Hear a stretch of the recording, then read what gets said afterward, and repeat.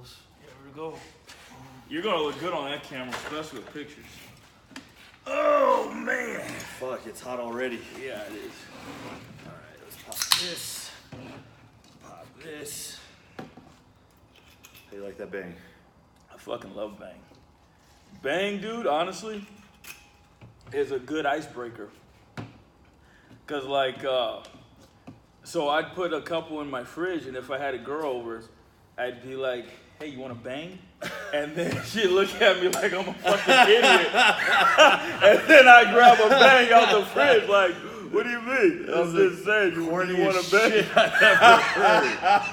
What's your close rate on that? That's it, man. That's it. That's where it starts and that's where it finishes. Oh, Jesus Yeah, try that Christ. one.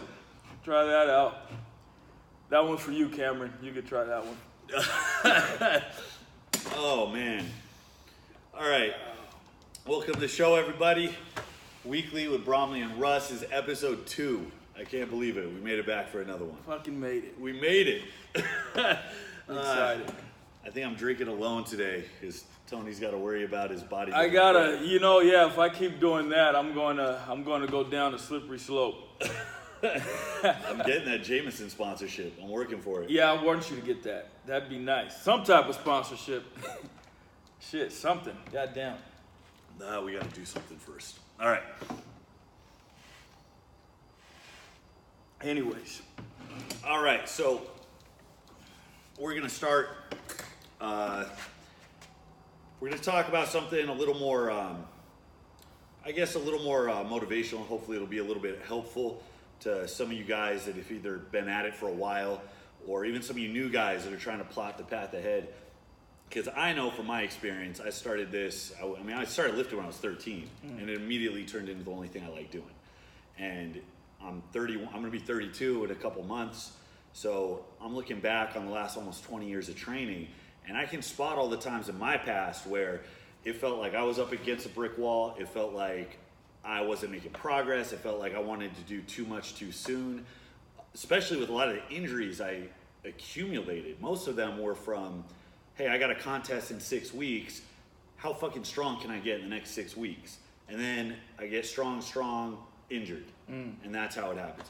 So we were talking a little bit earlier about the role of patience and kind of getting your goals as far as paying your dues, and then being persistent along with that, making sure that you can kind of play the long game and make intelligent choices that aren't just fixated on what you want to do tomorrow, what you want to do next week. So what do you see out there as far as people that kind of want it too quick, the kind of the I want it now generation? Yeah, with that, and there's a difference. There's a difference between being hungry, being greedy. What do I have to do to be the absolute best in what I'm training for? And I'm willing to do that. And then there's, I want it now. I can't wait. I want to look like what I'm dreaming about right now. For me in training, I always tell people that I do train and that want to pursue, maybe bodybuilding, because bodybuilding is such a long road and it takes so long to see the results. You'll feel them, but you'll look in the mirror and you won't see them because it just takes forever for your muscles to grow. So I always tell them, love to train. If you love to train, then you'll continue to do it. So, if you love to train, you'll see results. If you train to see results, you'll never see them, and you'll end up just, quitting or stopping, or, I haven't seen nothing, so I'm done with it. And a lot of the people with goals, the little, what do you call them, the end of the year, the new year, new me, they tend to drop out because they want to see a difference within, that first week or that first month that they finally say, I'm going to get back in the gym and I'm going to lose so much weight and I'm going to do this. And they don't give their body enough time to condition itself to say, hey, you know what? We're starting to be active. We're starting to do things that we're not used to. All right, let me turn gears a little bit. So always love what you're doing first, especially when it comes to training. If you have a passion for it, then, ultimately, the gains or you'll receive, you'll get a residual from your work. And one day you'll wake up and you'll be like, wow, and you'll want more of it. So, I just say, love to train. don't train for results. That's pretty much where I stand there. And I just drew a blank. I was going to bring up something. Hold on, time out. I forgot to turn something on. It's all right, I'll edit this bullshit out. What, the mic? I forgot to turn on the goddamn mic. All the money I spent on this fucking mic. I don't even know if it's gonna work.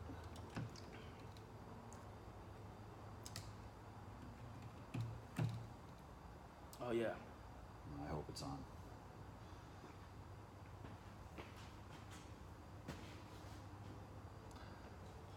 Yeah, and then to those that want it now, you know, because like I said, there is a difference between being hungry and wanting to do what you have to do to get there. And then there's that crowd that sees somebody else and hurry up and they want what they have, you know, like, oh, I want that now, I want that now, I want that popularity and those muscles and those followers and you know, I want that fame now. And the thing about that is, you know, especially in bodybuilding, you know, like I have people, I got a guy, he came up to me the other day and he's got aspirations of competing in some big shows. And I'm like, that's awesome. That's a great way to, you know, to think. And I would never limit somebody's thinking as it pertains to their goals. But there's certain stepping stones that you got to accomplish first before you can even think about, you know, going there.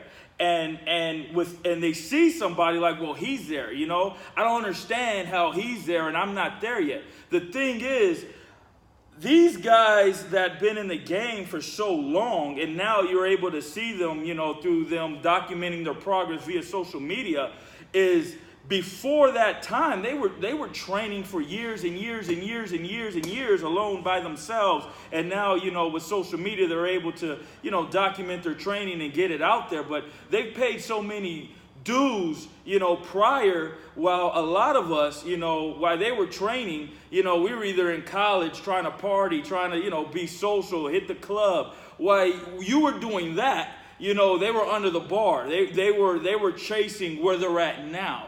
So there's a lot of due paying that you gotta do before you can even get there. So patience is a must, and understanding where you're at and what you have to do, you know, to ultimately achieve where you want to be. Hold on, I gotta get this fucking fly.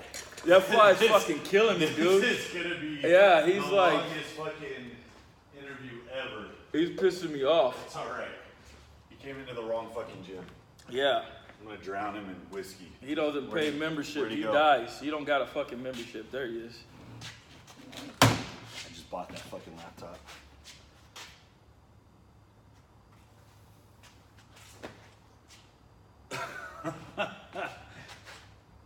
There's so much space, man. There's You're only not gonna- one fucking fly. There's one. only There, one. he's right there. He's right there on the corner of the fucking thing, in camouflage. You see him? I'm not gonna swat at this. That's gonna break the fucking equipment. He's fast. Fuck, he's fast. Yeah, don't they got like 8 eyes or some shit? Or they got eyes behind them? I think those are spiders. Let me get it.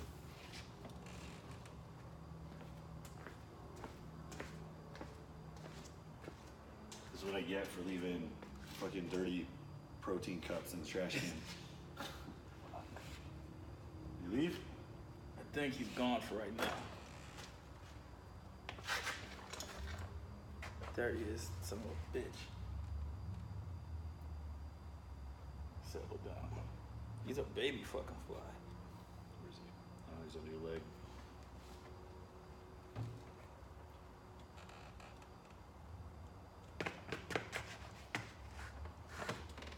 As soon as we start up, he's gonna fucking fly. That's dude. what I'm saying.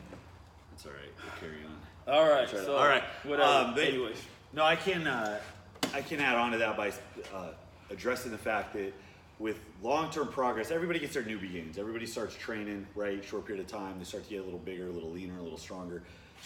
But long-term, progress does not come linearly.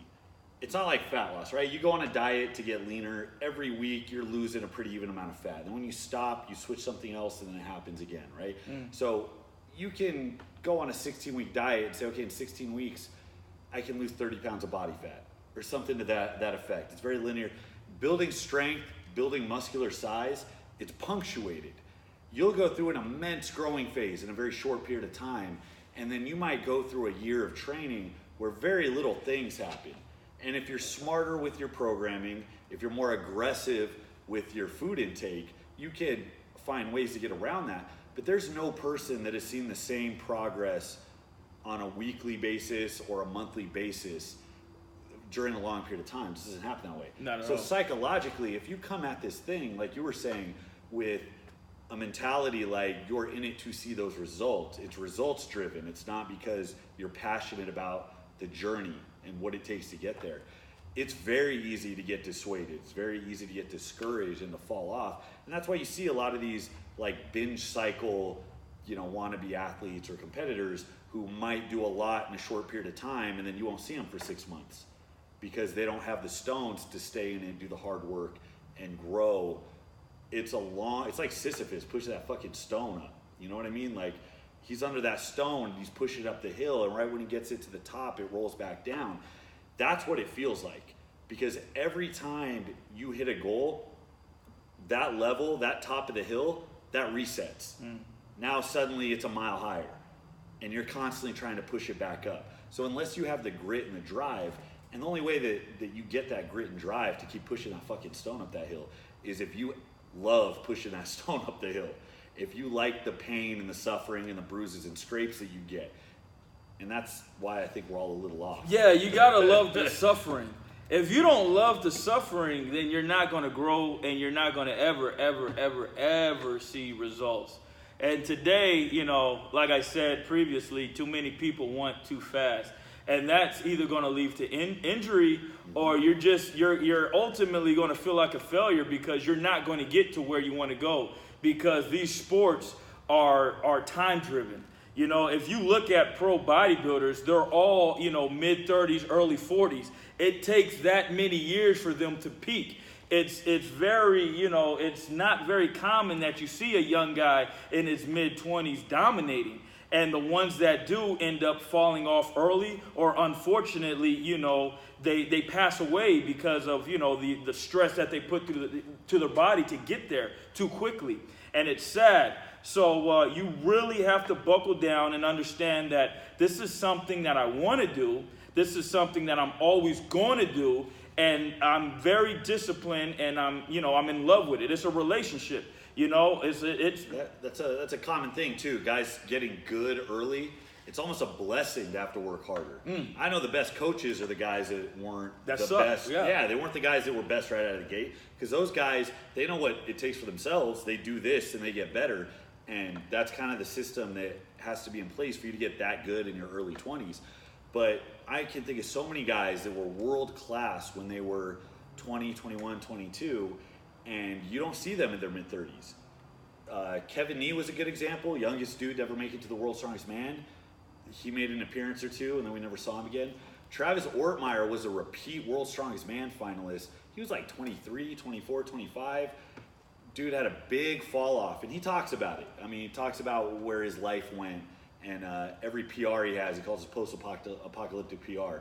And now he's pieces his life back together, and he's starting to stage a comeback. So, now he's in his mid-30s. It's exciting to see what he might do.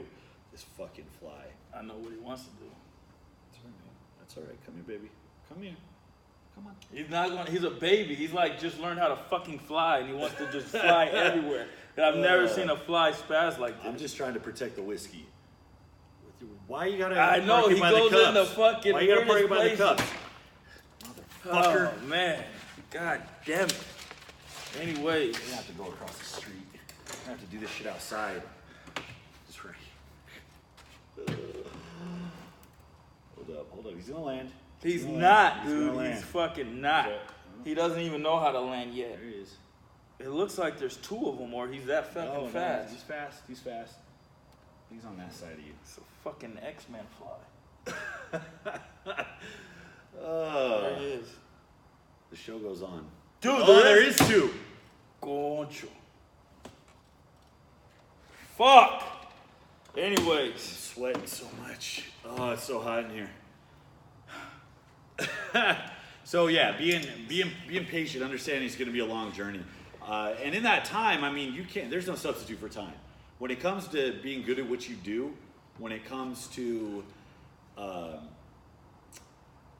actually knowing the game, knowing what works for you and what works for other people, if you're ever going to show other people how the fuck to do it, there is no patient or no substitute for time. So being patient, it allows you to exist long enough to take in the information that you need, which is why the freak athletes, the guys that can come out of the gates that are world champions at 19, 20 years old, those aren't going to be the guys that can kind of give you the insight on what it took over a 20-year journey. It's a different thing.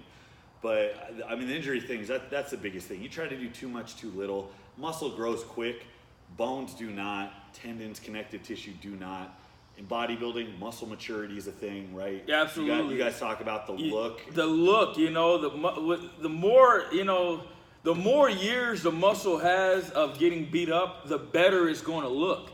So you can always tell by looking at somebody's physique on a bodybuilding stage, you know, how many years he's been in the game. And okay, this guy, you know, jumped on his first fucking cycle and ran everything. You can see it, you know, the density really. And so, yeah, just time is very important. And at the same time, you don't want to waste your time. You got to know, like, if this is something that I want to do, then how am I managing my time? And, you know, am I putting at every day, am I doing something that's going to ultimately get me to where I want to go? And for example, you know, last podcast you guys saw me, I was drinking, I was having a good time. That's cool. You know, I actually really needed that break. But as I progress, it's like, well, I'm training for, you know, the USA's in Vegas, you know, a national competition that I want to do well at. So I know if I utilize my time and, you know, and have alcohol here and there, ultimately I'm doing my muscles a disservice and I'm not going to bring the best package that I want to do. So utilizing your time and putting it and using, you know, every second, every minute of the dang hour towards what you want to do, then yeah, you're going to get the results that you want. Yeah, and as far as the mentality, I mean, you talk about somebody saying, oh, I want to go to the Olympia. Some of the CrossFit gyms that I affiliated with at certain points, I would hear the owners talk about every knucklehead coming in, oh, I want to go to the games. Yeah, that's hilarious. And it's like, you don't even know how to do a muscle up. And yeah, it's like, the games. There's pros that are like, still like, I'm not ready for the Olympia. Oh, absolutely. UFC, how many guys go into the local fucking MMA gym and they're like, oh, I want to go into the UFC? So there's a difference. There's a difference between having unreasonable goals, which you need. You need to have unreasonable goals to be great. You need to be able to block out the people that tell you you can't do that. They want to keep you in your bubble, because that's a real thing. People do not like to have their idea of you change. People will impose their boundaries on you. So being unreasonable in your expectations can be a very valuable thing, but it's a different thing to disrespect what it takes to get from point A to point B by thinking that you're going to walk through it. Yeah. I just need to dedicate some time, shell out some money, find the right gym, and voila, I'm going to end up on that stage and everyone's going to know my name. If you can shut yourself off from everybody and everything, then you can go really, really, really, really far in a lot of these extreme sports. You know, bodybuilding, strongman, powerlifting, MMA. If you can get as selfish as you can possibly be, you know, if you can, hey, you don't exist to me, you don't exist to me, nobody exists to me. The only thing that exists is myself, my goals, my food, and whatever I have to do to get there. And if you're not going to be any type of assistance to get me there, then get out my way. If you can really shut yourself off like that, then I'm going to tell you what, you can do absolutely anything in this world. And I'll talk, you know, I've spoken to, you know, CEOs of certain businesses and a lot of successful people, and that's always been their mentality. They don't have any friends. They don't have any social gatherings. If they do happen to sit down and talk to somebody, it's because that person can get them somewhere that they want to go. And so if you can really get that selfish, and it's sad because I'm more of a person that if somebody has a need, I like to fill it. But, you know, that's ultimately the secret to being successful in a lot of these sports is absolute selfishness. You know, especially in bodybuilding, every hour of the day has to go into me, you know, doing what I have to do to get where I want to go. You know, from sleep to food to cardio to getting in the gym. everything what my body does at certain times of the day. And if I allow somebody to come in and disrupt that, you throw me off, and it's bad for me. So that mentality is sad because it shuts you off from the world, and you're gonna throw people on the back burner and make them feel like they don't matter to you. But that's really what it takes. Individual sports are selfish sports. Yeah, and they are, because you're the whole team, and you got to show up with a complete package. It's both sides, because it's the people you associate within the context of the field, but it's also the people outside. So it's your mom, siblings, family, your work, whatever, that are pushing up against. They don't understand why you eat what you eat, or how much or how little, or they don't understand why you're coming in with torn muscles or bruising going down your arm, and they think you're going to kill yourself early. And they want to keep you in this little bubble, and they're constantly putting their fears, their hesitations, their words. Like, it's hard enough being confident enough to keep a success-oriented mindset, but you have everybody else projecting their doubts onto you, and you have to be able to remove yourself from that. But even in the context of this gym, like, I'll run a group of people, right, through regular weekly. We do strongman events. We do prep for contests. I have new people that have never lifted before coming in, and I have to take them aside, show them this is how you squat, this is how you deadlift. I'm getting ready for a big show. It's not only going to cost a lot of money, it's going to cost a lot of time, a lot of effort, and it's probably the most dialed in I'm ever going to be going into a show. And there's something at stake at this show, which is rare for most of the shows that I do. And I have to put that on the back burner a little bit. I have to have some of the people run through their own workouts. I have to remove myself a little bit, or else I'm not going to have time to do the things I need to do to get good. Yeah. Usually I'm in there with them. I'm in there working out with them. I don't know how you do that. It's hard, but most of the workouts, it's me just doing token touches. This is how you run a farmer's walk. This is how you do a log press. I'll get a couple good sets in over a 3-hour period while I'm having everybody else run through their shit. And it's not that's not contest prep though. So for me to get ready for something specific, I have to be serious. I have to be off to the side. I have to be like, okay, this is your guys' homework for the day. I'm going to be over here doing this. Let me know if you have any questions.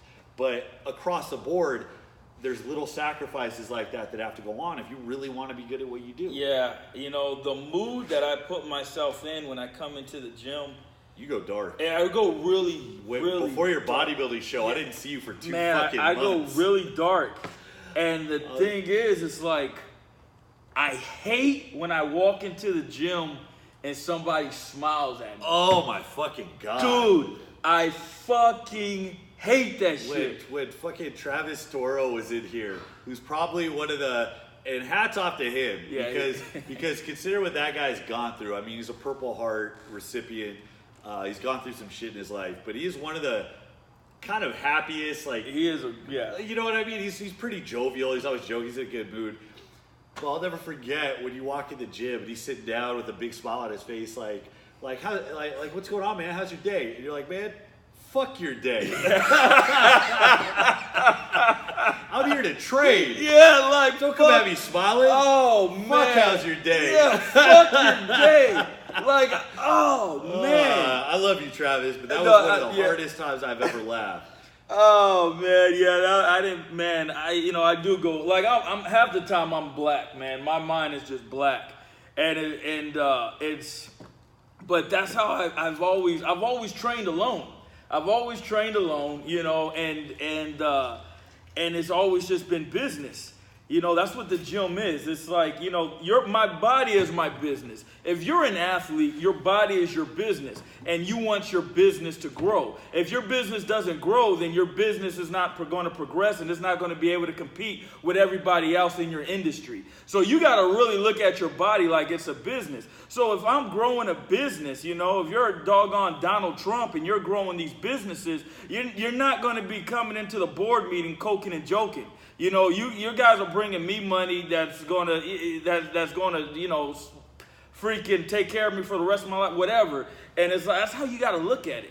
Like, I'm not just training my back because it's back day, or I'm training my chest on Monday because it's National Chest Day. I hate that shit.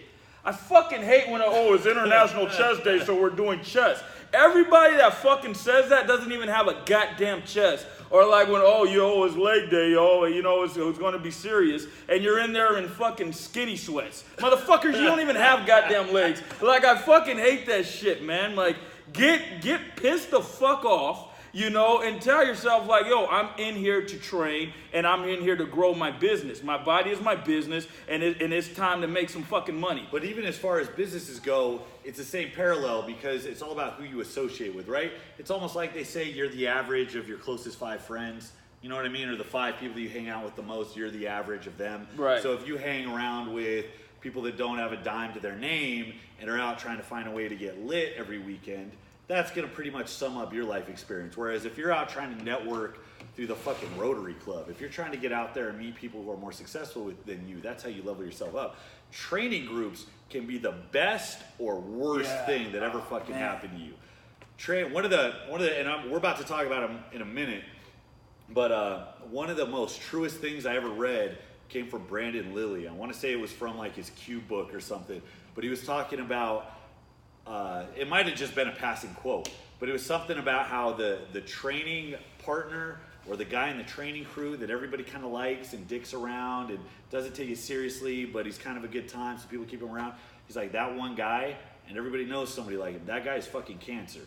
Because while everybody else is trying to knuckle down and get work done, that guy's slowly chipping away at your efforts. They're distracting you. They're making sure that you're not getting the homework done that you need to fucking get done. And that was the truest thing. And I like my training group. I like the people that come in on the weekends because they're white belts. They're new to it.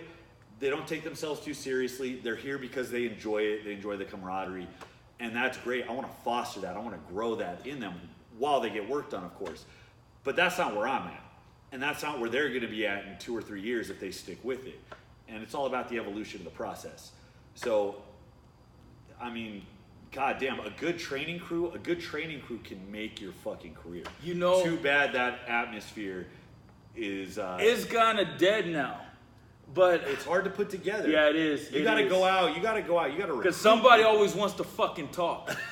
Somebody always wants to fucking talk or talk about some article they read about the exercise that you're doing. We save that for this. Yeah, and it's like, save it for this. Why the fuck are we, you know, you got, I don't know how long you train, but you got an hour and a half. Let's just say on average you train for an hour and a half, you know, and some people go beyond that, and that's totally fine. I do, you know, but let's just say you train for an hour and a half. That hour and a half is all you have to be a better athlete or a better person in whatever the fuck you're doing.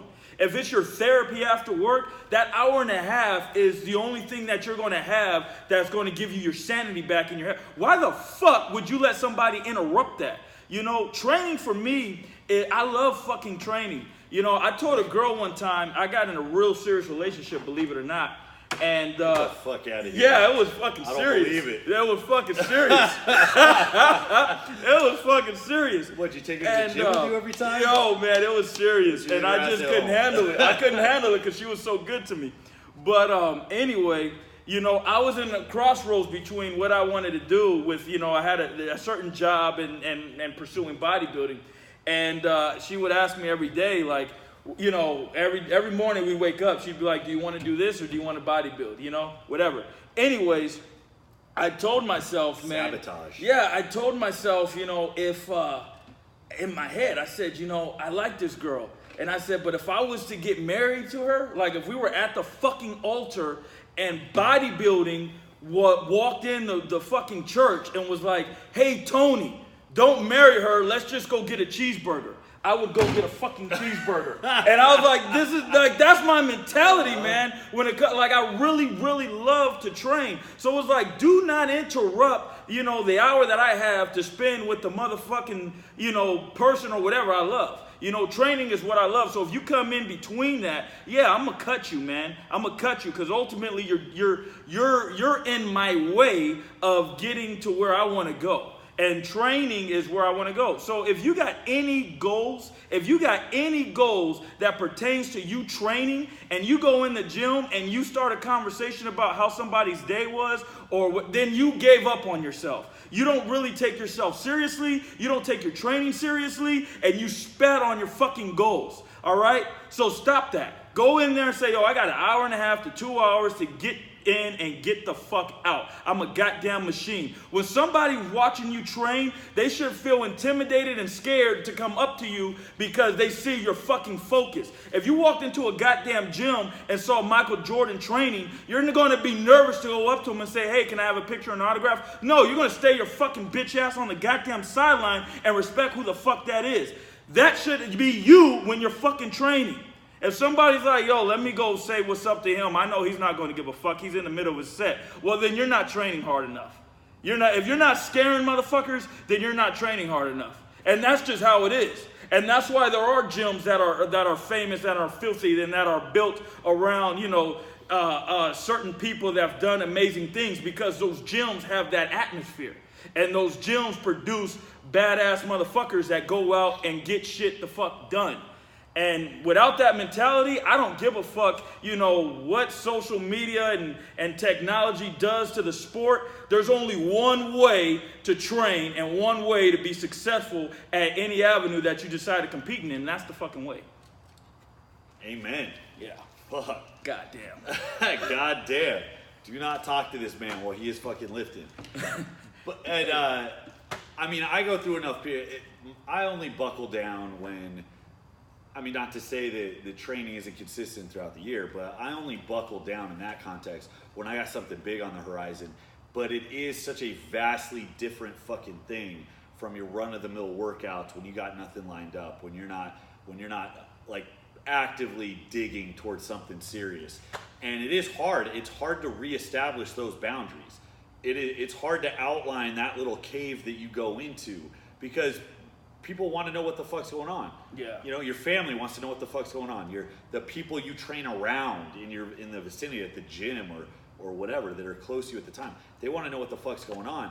And you have to be okay saying, this is my time, this is what I'm here to do. If you're here to help with that, stick around. You might see something or learn something. If not, there's the fucking door. And it's a hard line to draw in the sand, but you got to decide at some point how serious are your goals and how much do you want a social club versus a competitive winning team. Man, dude. So Derek, right? Derek, the arm wrestler. The arm wrestler, yeah. So we had an arm wrestler or two come through here. Leo Landeros is our resident arm wrestler. The pirate. The pirate. You look like a fucking pirate. That's right, man. He has the smallest arms I've ever seen on someone that can actually put people down. You would be surprised at what this guy can do. But he comes from a crew where Derek Smith trains people, and Derek likes to brag he has one of the biggest arm wrestling teams around. And I like Derek. Derek is a genuinely nice guy. He's a puppy dog. But Derek he's 6'8", 300 pounds at least, and I bounced with him for a little while at the boiler room. And the stories. Oh man, this guy is a bouncer. Bouncer. That's a different fucking podcast, all right? Oh, that's a different podcast. Man, so I bounced with him for a little bit in downtown Redlands, but Derek's been there forever, and Derek towers over everybody. Tall mother. He walks in the room, and you're like, God damn, that is a large human being. Baby face, but head goes through the roof. And everybody used to joke around with Derek because he'd be the last guy to get in a fight. The biggest, most imposing guy there. Funny. This is a big workaround, but Aaron, right? Leo's friend. Yeah. Aaron's a big dude. Yeah, he's big. Probably 330 pounds, 6'1", 6'2". Yeah, he could be. But he was a baseball player. That's so crazy. he's athletic. He's fast, and he got strong. He's starting to get injuries because he got too strong too quick. Like inside of a couple months of squatting, he had an Astagrass 545 that barely slowed him down. His bench is pushing 400 pounds. And this is within a few months of training.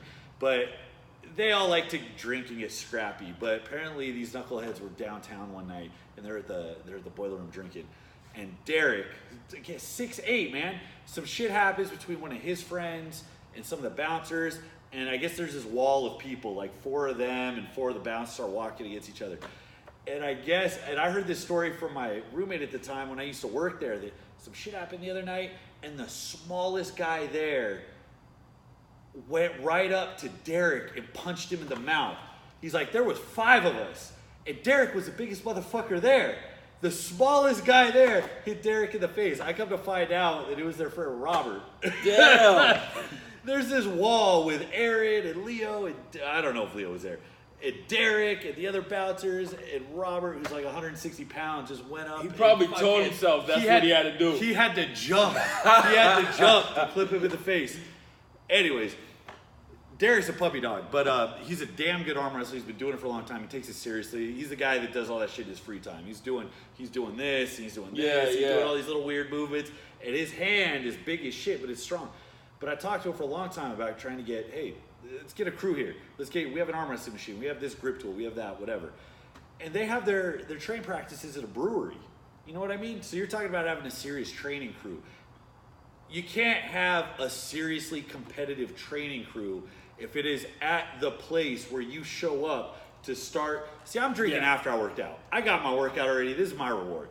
But I'm not doing farmer walks and log presses with a bottle of Jameson. No, I hear you. You know, and he didn't want to move it because it would dissuade people from showing up. They had so many people because they could bring their kids. They had so many people because they wanted to show up and have a drink on the weekend while they arm wrestle. And at that point, what are you doing? What are you doing for the people that want to be something and go somewhere? I'm so old school, and it's just like I don't like that shit. Like I like, and that's why for the most part I train by myself. The only training partner that I've ever had, you know, besides my father, who let me, you know, train with him, which was great. And he had, but anyways, after that I've always trained by myself. And fucking Tara, after that, is like the next training partner that I have. And when I'm by myself, you know, when I'm training, it's like today, you know, I did way too many fucking sets that any template would ever call for. And it's like under the bar, under that, but it's like, this is what the fuck I'm going to do. And I don't got to worry about this person that's got to go to work, or this person that might not be able to do this, or this person that's like, holy shit, you know, how many more fucking sets we got to do? I hate, you know, so it's like, I've always just fucking trained by my fucking self, because I know, like, if I got to stay here for 3 fucking hours, then I'm going to stay here for 3 fucking hours and you answer know to when nobody. enough is enough. Yeah, exactly. And it's never enough. And you're not going to have somebody who wants to go home and watch that TV wants to go home, you know? And honestly, like, for whatever your training relationship is with Tara and how much time you've spent with her, I mean, I've seen you train Tara, and I know why you invest so much time in her. Because when you tell her to do one more fucking set, she's gonna fucking do it. She does. Oh, yuck, I got chills. She's gonna fucking do it. You know, my nipples have never been so hard as when you had Laura and Tara work out together. And I was watching them. You were having them do lunges. All day. And Laura, I mean, we started in that relationship. She came here. I coached her for a little bit. We started dating. We've been together, 2.5 years. And having that coaching relationship, I can take my liberties a little bit. Now, there's a line, I got to make sure I'm not going to end up sleeping on the couch. But there's a line there. But God damn it, she does what I tell her to do if we're in the gym. Yeah. Not at home, but if we're in the gym. Yeah. If we're in the gym, she does what I tell her to do. So I remember watching her walk in here, and she was nervous because Tara's a beast. Like, you put Tara through the fucking ringer. Oh, man. And the thing is, but see, the way I talk to Tara is when I first met her, man, I saw her and I was like, yo, like, I could turn this girl into something she don't even fucking know. And so we talked, I met her, dude, she was just like this little girl that fucking played basketball, and she came in the gym, baggy clothes, fucking chola shorts and shit. And whatever, we hit it off, and I taught her every fucking thing that I had to learn by myself. I taught her the mentality, I taught her, why bodybuilders wear their shirts inside out. Why, from history to, why you're doing it this way, why your feet are this way, why you want to put your feet this way, even though it's uncomfortable, because you're going to hit this angle of your hamstrings and nobody else is hitting your hamstrings like this. You know what I mean? And I know I've pissed her off a lot, but, I send her a fucking crazy ass text where she'll read it and be like, this guy's out of his fucking mind. But I know it's going to piss her off enough to go under the bar and fucking train her ass off. And I'll put up I'll have the people in here. Like, I take everyone in the gym through different phases, different types of training.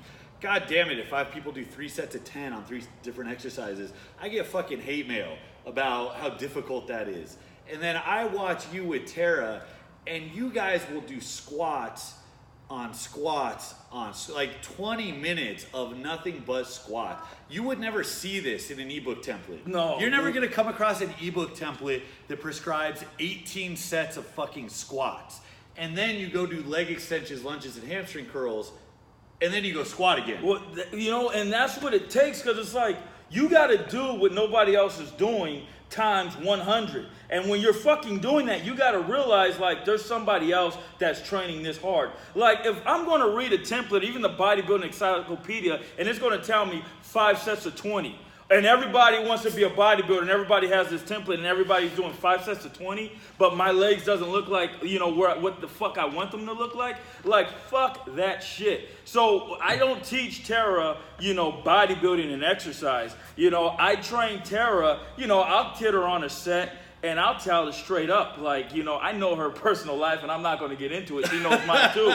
But I'll tell her, you know, like, listen, man, you know, this last set, you know, everybody regrets something in their life. Nothing's ever a lesson learned. There's something in your life that you regret, whether it's not saying bye to your mom one last time or giving her a hug or some shit like that. Like, damn, why was I an asshole to my mom? Why did I act like I was asleep when she wanted to say goodnight when you were a little kid? Everybody has some little shit like that. And I'll fucking put that shit in your fucking head, and I'll tell you, like, you know, you get this shit the fuck up, you know, you're taking back that moment in your life that you fucking regretted, you know, and they'll think about it, whether it's a fucking breakup or whether somebody passed away in their life or it's some type of, you know, cosmetic thing they're dealing with, looking at themselves, and, you know, that one more rep turns into fucking 20 because they hate that moment of their life, and they turn that hate into fucking power. So, you know, I get the most out of you, and there's only a select few I could do that to. And I really like doing it with Tara because, like, I want to see her, you know, excel, and I want to see her grow and do well in the sport because, to be honest, I've never really met a woman that wants to be a bodybuilder. Like, she'll see a fucking body, she'll see Iris Kyle and be like, fuck yeah, I want to look like that. And I think that's freaking awesome. Where other people will be like, ew, you know, she looks like a man or she looks like this. And I don't look at it like that because I know what bodybuilding is and I know how hard it is to do that. So I respect somebody's, you know, mentality and work ethic if they could work that hard to get to where they want to go. And it's like, yo, you don't have to impress anybody, and you don't have to build a physique that's appealing to anybody. You build the physique that you want to represent to your craft. You know, I build a physique, I put it on stage, and I say, this is what I believe bodybuilding is. And that's what I want to do with her. And when she gets on that stage, that's what it's going to be. You know, this is what female bodybuilding is supposed to look like. So she knows before she gets in the gym, like, she's not just fucking training because, you know, she wants to look good in a pair of jeans. She's fucking training because her legs are going to be the fucking standard of goddamn bodybuilding. And that's what the fuck I put in her goddamn head. And then it's like, you know, she's like a fucking dog on a leash, and then I just let her ass go. Man, hate is a PED. Hate is it's a gift. I wish you could bottle it. Yeah, it's a gift. It'd be sold out every day. I'd be good. Fuck, they're out of hate. Like, it's a gift, man. And it's what I use, you know? It's what I use. And I'm not saying, you know, just walk around pissed off and depressed or whatever, but there's certain things that you got to call on, you know, that get you somewhere. And those are the things that I pull out at people. And when you can turn that into something else, it's amazing. But yeah, she is the only person. That's a fucking compliment, you know, Tara. You better fucking feel like a goddamn queen right now. I've worked with enough people over the years, and by the way, all you lazy ass fucking power lifters, you strong, you want to be strength athletes that think you know what work is. Like, people get into strength sports because it's easier than other shit, and that's an objective statement. Powerlifting is fucking easy. Anybody can do a training cycle where you do a bunch of singles, doubles, and triples. That is not fucking hard work. Hard work, painful work. Painful work is when you work to the point where you want to stop, but you have to keep going. That's endurance work. That's high rep work. That's volume work. That's sets on sets on sets on sets. That's the shit nobody wants to do. So if you don't have a bodybuilder or somebody that is competitive in that arena that trains around you, I don't care if you're a strongman, powerlifter, Olympic weightlifter, fucking find one and glue yourself to that training environment. If for no other reason that you have an idea of the amount of work that you're not fucking doing. Because it's the same across the board. Dude, man. More work leads to better results. Yeah, you got to train smarter. Yeah, you have to have direction. You have to have structure. But there's no excuse for going in, hitting your token lifts, and then shutting it down because you hit a PR that day and you feel good about yourself. When you watch somebody who goes through an hour and a half training session on 45-second rest breaks, then you know what work is. Then you know why bodybuilders look the way they do, why they're as big as they are. And one of the coolest things I saw too, and I mean the science is starting to support this, I mean, when it comes to muscle growth, just in general, I mean, look, you want to be strong, you need bigger muscles, and your nervous system has to work better. Those are the two things you need. It's really easy. More muscle, better nervous system. You get those two things together, you'll be the strongest motherfucker on the planet. So how do you get more muscle? Well, everybody has their idea, their preconceived notions on, well, this percentage and this rep range is going to optimize muscle growth. From studies they've done over 12 weeks with average fucking lifters, that doesn't say anything about the entirety of a training lifetime. So you start talking to old school guys that have bench records, guys that have totaled more than any man alive. Say, hey, I got this lagging body part. You know what I mean? My triceps aren't doing what they're supposed to do. What do you do for your triceps? Then one day you talk to a 600-pound bencher, and he's like, well, I like doing band press downs for sets of 50. You're like, what? Like, no, that doesn't make sense. Like, you can't grow muscle at sets of 50. Like, you know, this article says that the optimal range is 8 to 10 reps at 70 to 80%. And that all gets thrown out the fucking window because you're like, well, no, I did this and it worked. Yeah. And my triceps got bigger and my bench went up. Yeah. And I actually saw a guy, I forget who it was, but somebody shared, it was either a study or a meta study that showed a lot of different studies and drew implications about what actually leads to muscle growth. And it was like, oh, you actually grow muscle at 3 reps and 30 reps. You look at fucking long distance cyclists and their legs are big as shit. The point is, you work a muscle, you create an overload in some way. You stress that muscle. Yeah. You drive blood into the muscle. Yeah. You have it do more than it did before, and it fucking grows. Yeah, absolutely. And that's what it is. And not enough people get out of their comfort zone as far as what they think makes you better, what they think makes you bigger and strong. Look at it this way. Right now, there is no power lifter who can go into a meet and pull a grand that I'm aware of. The best of the best, the biggest totals, the biggest squatters.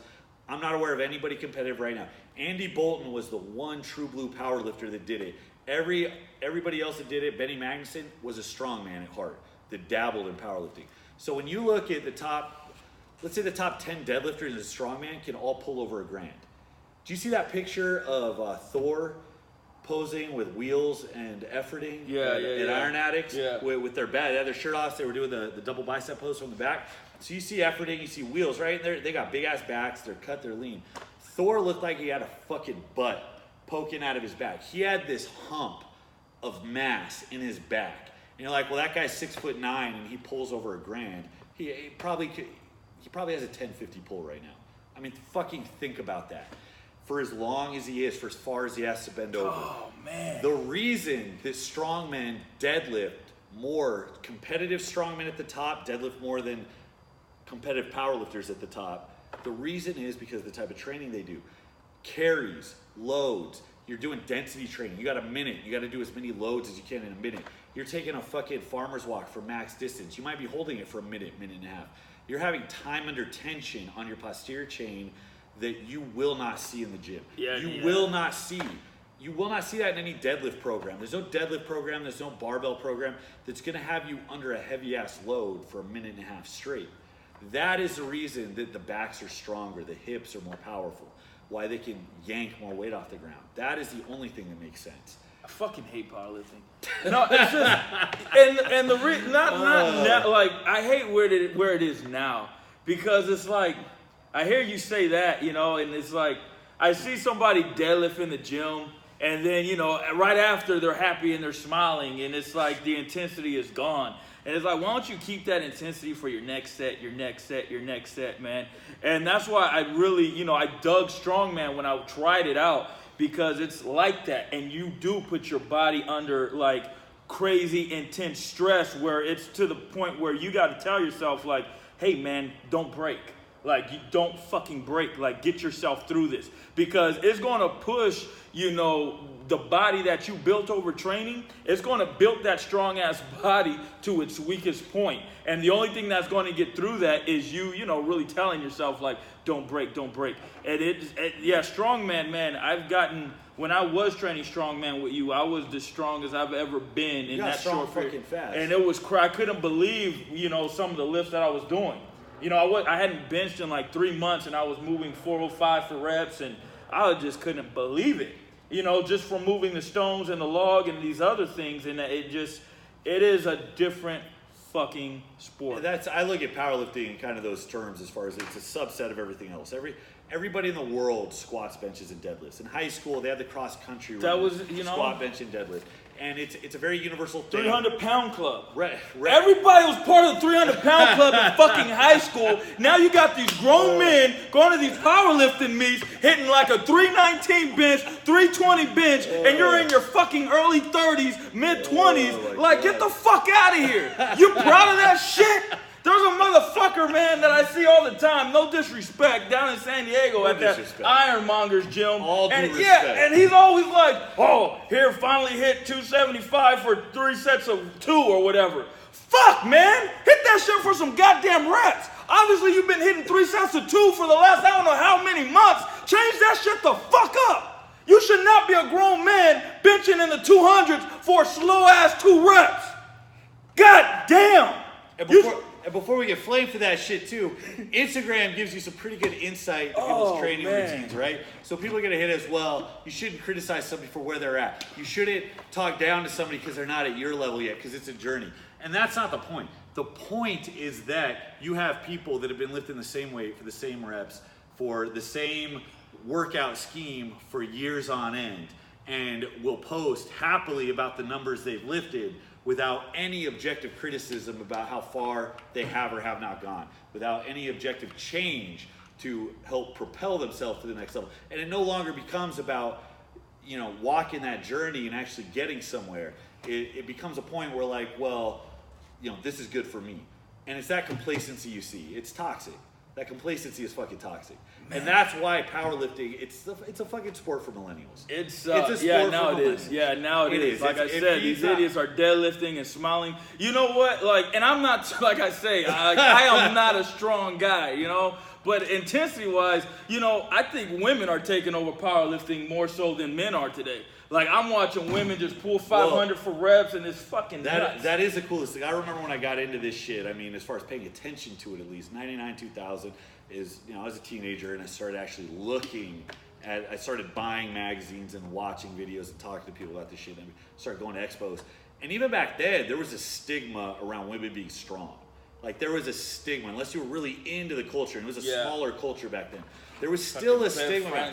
And now, all these years later, the stigma's gone away a bit, right? People starting to embrace, and I have people come in and I'm like, you would be a damn good lifter. You'd be a damn good strong woman. And they're like, well, you know, my you know, so-and-so I know, my boyfriend, my mom, whoever, doesn't want me getting too big. Doesn't want me lifting too much. And it's like, you should never fucking apologize to somebody else for being strong. Man. You should never apologize to somebody else. When I hear a girl say, like, fuck, I want 20-inch biceps. Man, I fucking get harder than trigonometry, man. Like, fuck, man, I want, god damn, yes. Like, 20-inch biceps. Man, I love that. Like, you want to push yourself that hard? Like, hell yeah.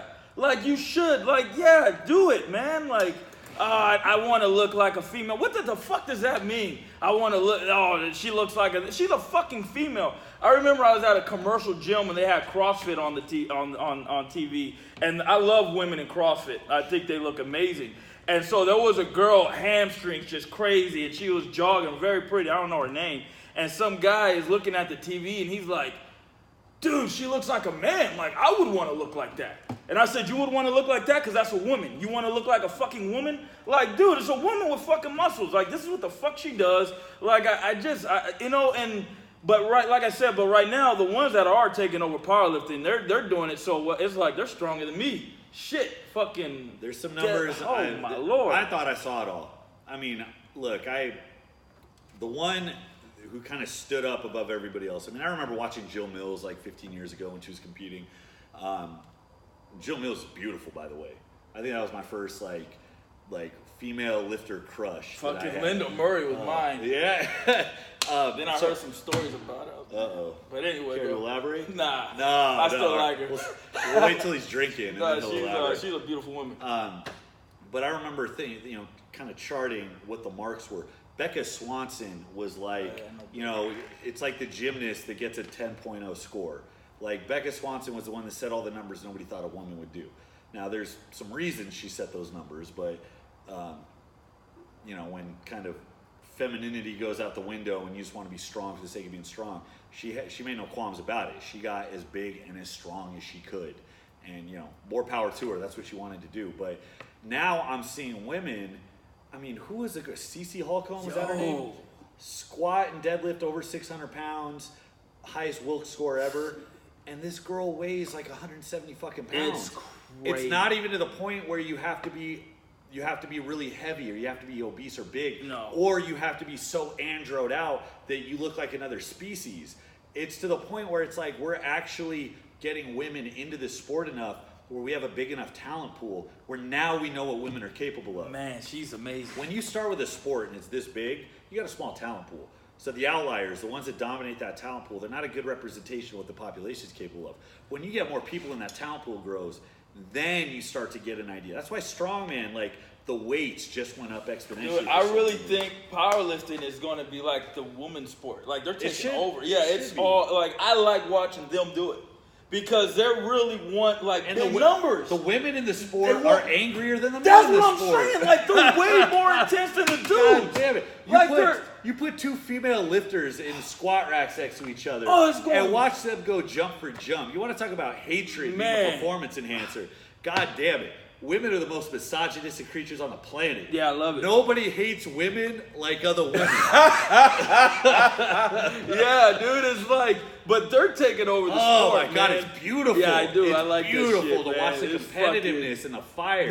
oh, it's like, how man. many hundreds of years has that been missing from their lives? Where they've been in this one role. It's like, no, it's like, fuck. Yeah, they're breaking out. The female tiger goes and gets They're the kill. breaking out. Like it's to the point where like they're intimidating. Like it's like they're pulling numbers that like guys are pulling. And it's like, and we're just fucking hitting 275 for 3 sets of 2. Like, fuck, man. God damn. I hate that shit. Can't rely on that testosterone privilege anymore. Get You your actually gotta fucking work. bench up. Get grow. That's one thing I don't like about powerlifting today is because they do too much, accessory work is the work that nobody, it's like cardio. They treat accessory work like everybody treats cardio. Nobody wants to do it. Or everybody treats calf raises like, okay, I'll just do a couple and leave. Like, motherfucker, your accessory work is the work that's going to actually build the muscle. The more blood you put in the muscle, the bigger the muscle is going to get. The bigger the muscle is, the stronger the muscle is going to be. So, like, yeah, do your tricep extensions. Do your fucking incline dumbbells. Do your fucking leg extensions, your leg presses, your lunges. Like, put some blood in the muscle and put some mass on your ass so you can actually get under some real weight and fucking move it. But you get under there, you do your 5 sets of 2, and then you talk for fucking 10 goddamn minutes about all kind of other shit. It's like, dude, train. Like, your main compound lift should not take very long. Like, them shits, like, work up, hit your fucking top set, and then for the next hour, fucking do your goddamn accessories and grow. Like, look up powerlifting history and look up guys like Doug Young and these guys. Those motherfuckers were built like bodybuilders. Yes. Like, because they love to train. Well, this is a problem with powerlifting becoming so big that people want to train like powerlifters. Like, that's a thing. Like I said, everybody squats, benches, and deadlifts. So if you accept those are your 3 main lifts, those are your core, everything else you do is to make those better. So everybody trains uber specifically. So they think they're doing themselves a service by only prioritizing those main lifts. Over the last 20, 25 years, the overhead press went by the wayside as far as a main accessory group or a main accessory exercise. You don't see a lot of guys these days overhead pressing big weights. When back in the day, I mean, Ed Cohen was probably benching in the mid-5s. There's a video of him doing a behind the neck press with 400 pounds. The guys back in the day knew what was up. But these days, it's specificity. It's guys just training the lifts. You get guys that are 6+ benchers that can barely do a 350 standing strict press. because they're not taking their shoulder work seriously. They become so dedicated to specificity. It's because they're listening to scientists and reading these fucking books. Well, and I think it becomes part of the identifier that they put on themselves. It's like what they do as a power lifter. It's like a fucking merit badge you give to a Girl Scout. It's something they wear on their sleeve. It's about, well, I train like a power lifter. It's like, motherfucker, everybody squats, benches, and deadlifts. Get in line. But they try to act like they found something specific that other people didn't know. You know who makes really good power lifters? Football players. You know who makes really good power lifters? Rugby players. You know who makes really good power lifters? Olympic weightlifters. You know who makes really good power lifters? Strongmen. You know who makes really good power lifters? Anybody who has lifted weights through their life and has gotten strong. Like, that's the way it is. So to try and push this idea like you have to train so specifically, and I see a lot of this shit, which is why I talk about it. Volume, accessory work, doing movements you're not comfortable with, bring up weak points, doing shit that you are not used to doing. That's what makes you bigger and better. And you brought up, you brought up Doug Young. That was on the tip of my tongue. Doug Young had an interview back in the 70s where he was like, you know, people that say they want to be strong but not look strong, they're not telling the whole truth. He used to do, and I don't even know if he knew he was helping himself as a powerlifter, because according to him, from what I heard, it was almost like, I just want to look big. I'm strong, I want to look big. But he would do flies. You have guys like fucking asshats like Dave Tate. By the way, Dave Tate knows a lot of shit. He's a good coach. But they get into this internet asshole, like, he is an internet asshole. Yeah, no, it's they all are. Him and Jim Wendler and Paul Carter, and it's all the I'm the old angry lifter guy. Yeah, it's he's all got the same, that monotone voice. It's all the same bit that they have. But I mean, he was like, oh well, you know, flies are useless for the bench press. Like, that's weird because flies make your pecs bigger. And they put blood in them. Last I checked, you know, pecs are pretty important. Like, it's a ridiculous statement to make. It's weird that there's all these 600-pound benchers that are bodybuilders that never trained for strength that somehow accidentally end up with 600-pound benches. If I could put together my power lifter, like if I was a designer or artist and I was to draw like a power lifter, his delts would be big as fuck. His delts would overpower his chest. Okay, his triceps would overpower his biceps, and his legs would be big as fuck. Like, that would be my ideal, like, if I was to, like, make a power lift, like, that would be, you know, how I would build my power lifter. Like, if I was to train a power lifter and he was like, yo, Tony, this is what the fuck I want to do, you know, until I die. Well, then that's what, you know, he would have bowling balls for fucking shoulders. His triceps would look like fucking a black stallion's hooves. And his fucking quads and legs would just, you wouldn't be able to see the separation between his quads and his fucking hamstrings. It'd just be a goddamn tree stump. Well, depending on how you're built, too, a lift is going to affect muscles. Right. You know, a bench press requires big triceps. Does that mean that doing bench press is going to build you big triceps? Absolutely fucking not. I benched and overhead press for years. My shoulders got enormous from overhead pressing. My triceps looked like little guitar strings. Like, they were barely there. To get those muscles bigger, to get those weak points rounded out, you have to fucking focus on. And it's more than taking your grip in 2 inches. Oh, man. You know what I mean? It's more than fucking wide in the arch and let me get my leverage. You know, when I got into powerlifting and I found out, like, yo, you know, the arch is going to shorten up the distance and is, you know, of the bar and whatever it is. And I was like, well, why the fuck would I want to do that? I'm not going to get strong. So I'm not going to do the goddamn arch because when I bench, I want to look like a strong motherfucker. Not somebody that uses leverages. But you see everybody, they get in this fucking little thing and they look like the goddamn exorcist getting under 275. And it's like, oh my God, man. Get under that shit and just move that shit. Like, get under that shit. But that brings up, that's a very real problem that lifters have, though, is because they learn the competitive setup first when they don't have the foundational setup that actually builds muscle. The competitive setup makes your leverages better. You don't grow from making your leverages better. You grow from disadvantaging yourself, right? So your training that is going to actually build muscle is going to make you stronger. You have to be disadvantaged. Why do you do a close grip bench? Because your triceps are disadvantaged, because your elbows are flexed more. Your triceps have to do more work. That's what grows your fucking tricep. So why would all of your lifting be to the point where you are so advantaged? That's why you have guys. Well, I mean, we got an amazing lifter here. He's going to go far because he's disciplined and he's wise at these things. But we got this kid, Sean, in here. Sean he competes in the 181s. He's got a 660 deadlift. The kid with the bar? Yeah, Oh, yeah, the kid with the no, gun. his smart. deadlift is impeccable. though. He keeps his bar in here and he keeps it locked Yeah, up. he keeps He's it smart. locked on it. He's smart He is because smart. the idiots in this gym will ruin that He'll fucking fuck bar. that shit up. Yeah, and I told I was a him, little biased when I first saw him, but he's fucking, he's a no, he's a good lifter. He's smart yeah. though. He's Smooth. dedicated. He's disciplined. But he has a beautiful sumo deadlift. His leverages line up. He's worked that stroke so it's nice and even and efficient, and he pulls a shit ton of weight. But his deadlift, last I checked, was 200 plus pounds over his squat. So what does that tell you? That tells you he found a deadlift groove that worked very well, so that Yeah, he could he move likes the optimal deadlifts. weights. But it also is so advantaged, he never bends over when he deadlifts. He's upright the whole Yeah, time. he is. So do you think his posterior is going to be stronger or weaker from training that way? As opposed to if you actually bent over and dealt with the weight. As if you actually did a lot of Romanians or stiff-legged deadlifts or conventional deadlifts. That's a good point. So the point is when you train, you have to take that into account. You shouldn't only be doing your contest setup. Learning your competitive setup, that's great when you're ready to be competitive. But your foundation should be to fucking grow. Because a better nervous system and more muscle mass is going to trump good technique every time.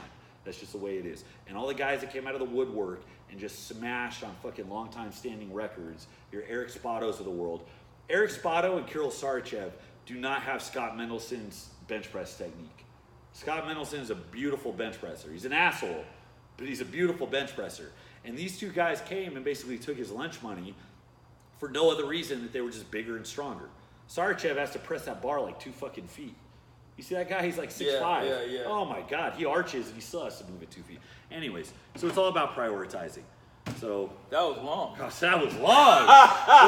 What are we doing here? Oh shit! I had a checklist and I'm just God fucking. damn! let I'm it go. sorry. Hey, We if still I got offended 8. anybody that's benching 275, I apologize. He doesn't apologize. Shut But the you fuck get, up. you're stronger than that. You're stronger than that, and you know you are. And why wouldn't you want to be stronger than that? Go to bed pissed off. Every time you go to bed, tell yourself, I bench 275. Whenever you want to buck up at somebody, tell yourself, I bench 275. Walk away, go home, fucking get stronger. I allow people to be proud of their PRs for 30 seconds. When somebody pulls a PR, you have 30 seconds to feel good. Man, the first time I deadlifted 500 pounds, I realized everybody and their fucking mom's deadlifting 500 Every pounds. fucking time, man. You hit that PR. Everybody fucking doing that shit. I've had numbers on my checklist, my bucket list that I wanted to check off. After 10 years, I'll fucking cross them off. And the very next day, all I see are Instagram posts.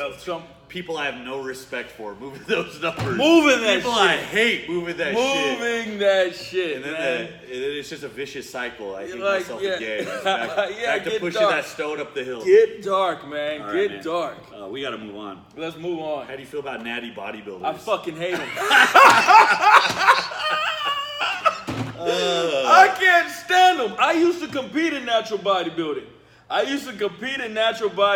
I couldn't stand none of them. And the thing was, I was very ignorant because I didn't really know too much about bodybuilding. So I was like, okay, my buddy got me into bodybuilding and we competed in this organization that was all natural bodybuilding. I thought it was just bodybuilding. I didn't know there was like different NPC, OCB, and all this other stuff. So I'm like, okay, whatever. Yeah, I'll do it. We'll do it. And I get there and I'm looking at the training and everybody's talking. And I'm like, okay, like this is not bodybuilding. Like the way these guys, I just don't like natty bodybuilders because you always got to say you're natty. And I'm gonna tell you something. We all know because you look natural. And it's like, that. yeah, you're flat. I don't like them, man. I don't like natural bodybuilding. And they're real. You judge.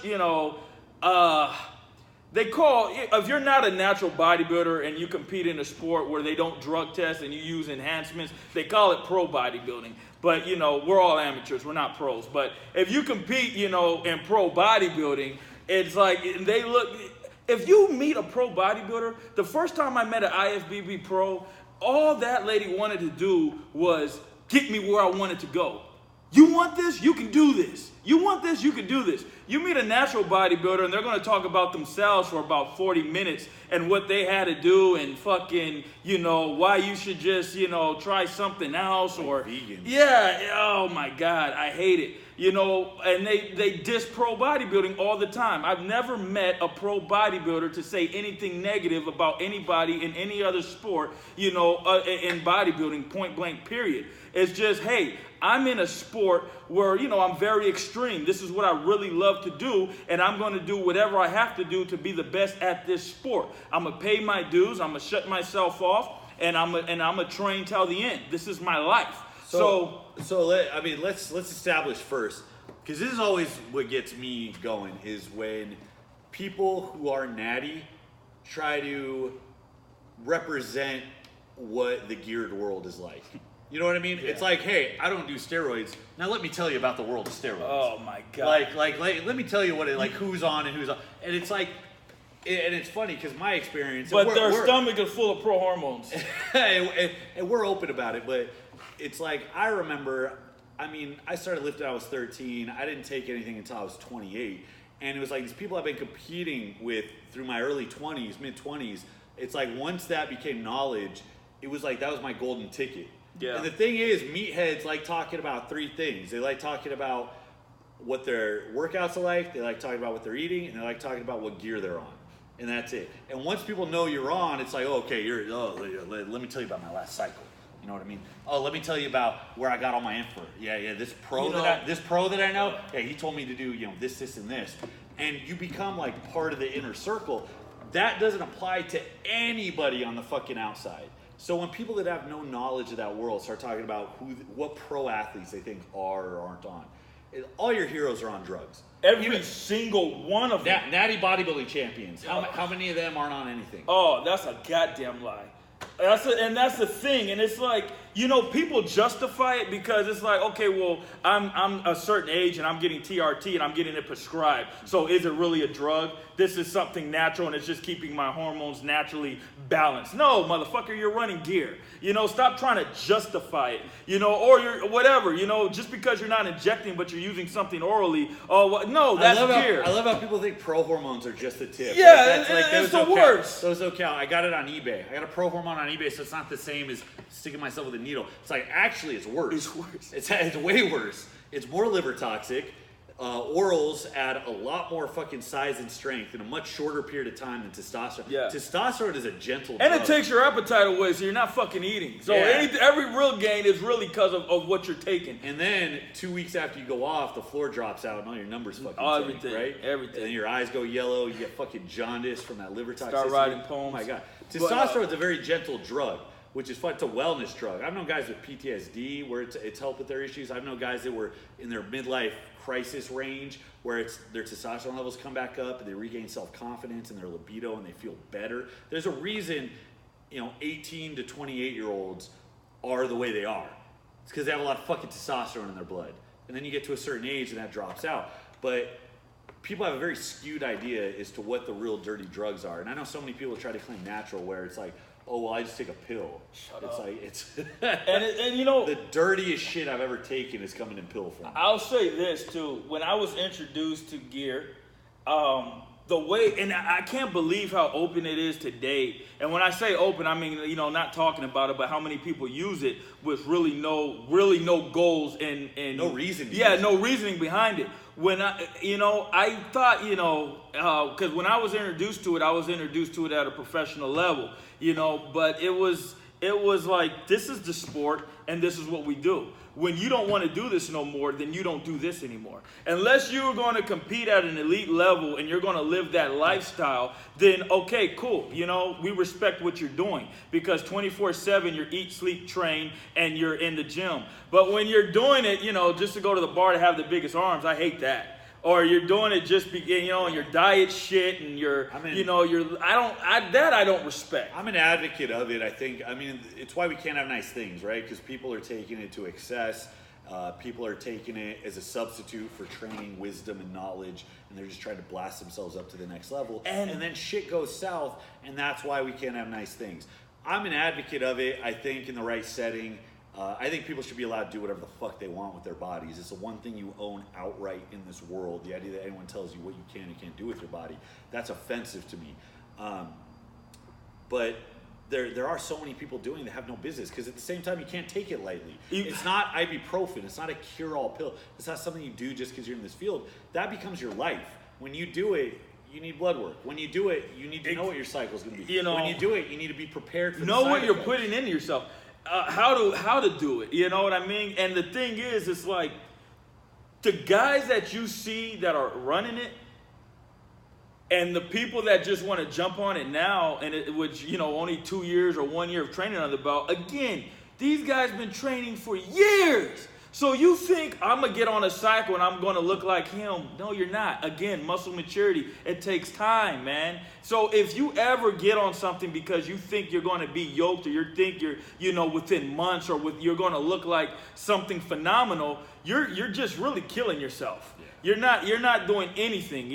This is long term for me, and it's long term for a lot of the athletes that I compete with, and we justify it to a certain level. We know what we're doing with ourselves. I go into Ralph's, and there's this old lady named Penny that checks me out every day. And I look at Penny and I look at her life and I say, that shit looks fucking depressing. I am not going to be an old person fucking bagging groceries and thinking about, what I could have been. I'm going to be what I want to be until I fucking drop dead. And if, God forbid, I happen to exhaust myself and I fall under the barbell, and everybody's like, oh, see what happens when you do things like this, you cut your life short. No, I'm living my fullest life because I'm doing what I want to fucking do. But anyway, it's real serious, man. So the natty guys, and this is why I hate, and it's funny because you talk about natty bodybuilding. So I have a little experience with natty powerlifting. The powerlifting itself isn't... all powerlifting is natty, I swear to God, with the mentality that people take into it. It's the division for everybody. It's I don't need to be in a group, or I shouldn't be in a group with somebody better than me. Everybody has their own little spot. But God damn it, you go to a drug-tested meet, and it's like that times 10. You're basically, you end up looking at a field of people that look like they've never lifted a weight. But the term natty gets kind of stapled on to whatever they do. It's like, oh, well, those other guys, they're in that, they lift that weight. They're in that division. Well, they're geared out. It's like, this is a natty division. We went to a USAPO meet, and I was there about 20 minutes, and my blood started. I left. That's right, you were there. I couldn't remember stand that. I couldn't take it. And I went there. It was a couple new lifters I had. They were getting their feet wet. I was there to support them. But I'm there, and I looked around, and it was like, I imagine it's like what a Hall of Fame Rock and Roll guitarist would feel if they went to a retreat where like rich businessmen go to play with the guitarist for a day. You know what I mean? Ukulele camp. It's like you show up for all these people that it's like they're just playing for a day. Nobody, first of all, nobody. And no intensity. There's no intensity. It's a little too jovial. Look, enjoy what you do. That's fine. But you go there and it doesn't feel like you're at a competition. Nothing's at stake. Everybody is just there displaying their numbers. Nobody's numbers are on par with what you would expect from a competition. Nobody looks like they lift. It's the worst thing you can do is to go on a path to try and be successful and start out with your list of things you're not willing to do to get successful. That's what people love to do. Well, I don't want to do this, this, and this. It's like, all right, well, you're not going to get to where you're fucking going to want to go. That's it. USPL is like drinking low-fat milk, man. It's just like, what the fuck? Skim milk. Yeah, it's like drinking skim milk. Yeah. Lies. You think you're going to a powerlifting meet, yeah, you're like not. get some Cinnamon Toast Crunch and eat it with skim milk or goat milk. They grab a bunch of cross-country runners. Yeah, that is you. And no offense to anybody that competes in that, but damn, man, that shit was boring. If you want people to take you seriously, at some point you have to go into it in a serious manner, and that means doing things beyond this little bubble that you compete in, and that was one of the sorriest meets I've ever gone to. Everybody uses something, whether it's fucking all your heroes are on drugs. Oh man, all your heroes.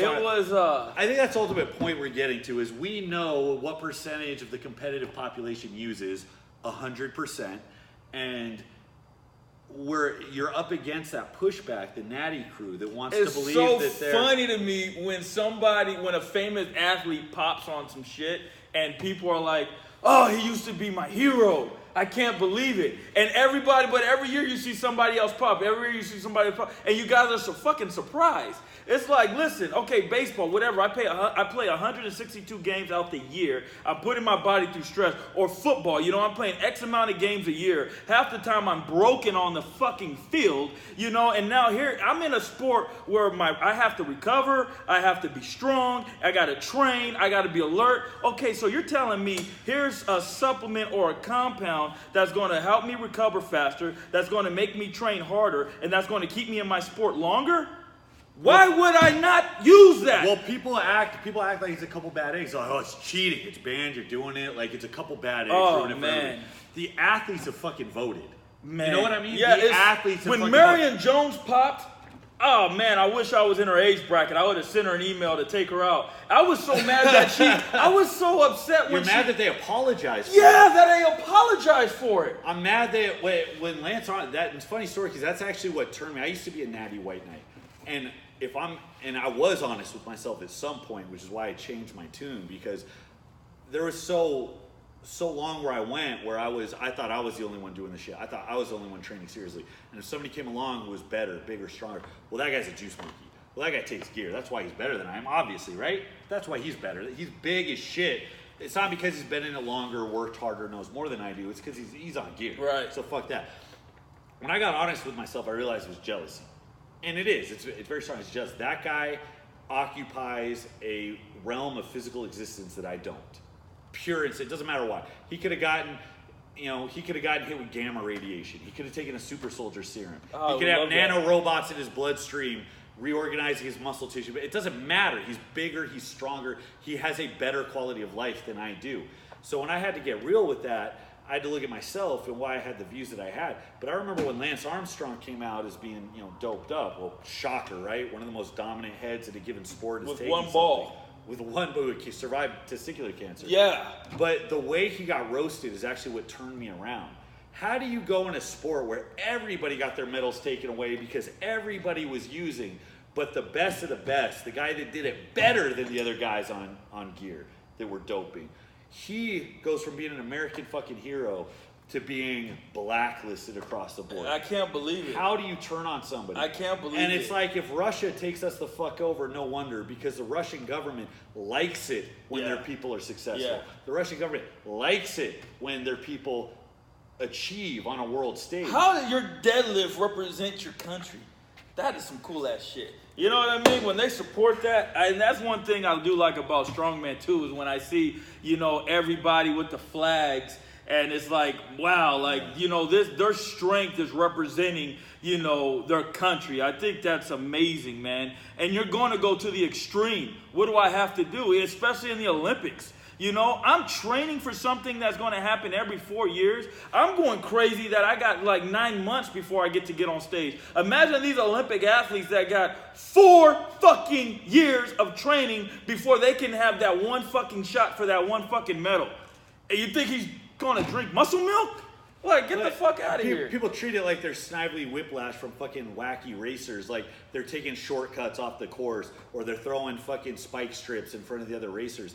The type of cheating, the athletes have voted. They all do it because it's in their best interest. It's in their best interest. The point of training is to get a competitive advantage. Yeah. The point of competing is to get a competitive Yeah. advantage. Why do you go to Nutrisport?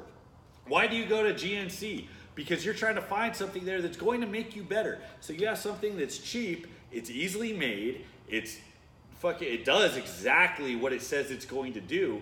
And as far as we can tell, it's not really responsible for a lot of negative effects. I mean, Not at all. how many people drop dead from testosterone? You're not going to die from testosterone. That's a quote. I won't say who told me that, but that was the first thing he told me when I told him I was training. I don't want anyone to fucking test that out. Yo, don't test that out. We're not responsible. We're not If you responsible drop 10 to any grams deaths. in one injection. And my 275 bencher, if you try 300 and fucking decapitate yourself, I'm not responsible for that either. But fucking. But anyways, the shit, it's cheap, it's easy to make, Yeah. it's everywhere, it does what it's supposed to do, and it does what it's supposed to do. It doesn't just make you better, it increases your longevity. It makes your body function better. If you're smart about it, if you're a knucklehead about it, you're gonna eat yourself up quick. But that's why it's not going anywhere. And it shouldn't go anywhere. No. Human beings don't fly because we were born with wings. We fly because we had a fucking brain, 2 arms, 2 legs. We figured it the fuck out, right? So this idea of things not being natural, nothing we do is natural. Is anything you do natural? Is your cell phone natural? Nothing I Is do. the food you eat natural? Is the fucking, the milled plates that you use to train on, are they fucking natural? You're not out in fucking toe string sandals in a kill lifting rocks in the backyard. You train in a facility. and you train using science. You do things better. So With that said, nutrition is important too. nutrition is important. It is important. No, because that's what I hate. Because there was a big fad, and it's like, oh, like the Rich Piana and the other idiot. Rich Piana's not an idiot. I love Rich Piana, but the idiot is Boston Lloyd. But when he came and he was talking about the amounts of gear that he was using, and so many people were just worried about gear other than nutrition. That's one thing I didn't like. Because there was a time in sports training where, today you walk into the gym and the first thing somebody asks you is, what are you running? What are you running?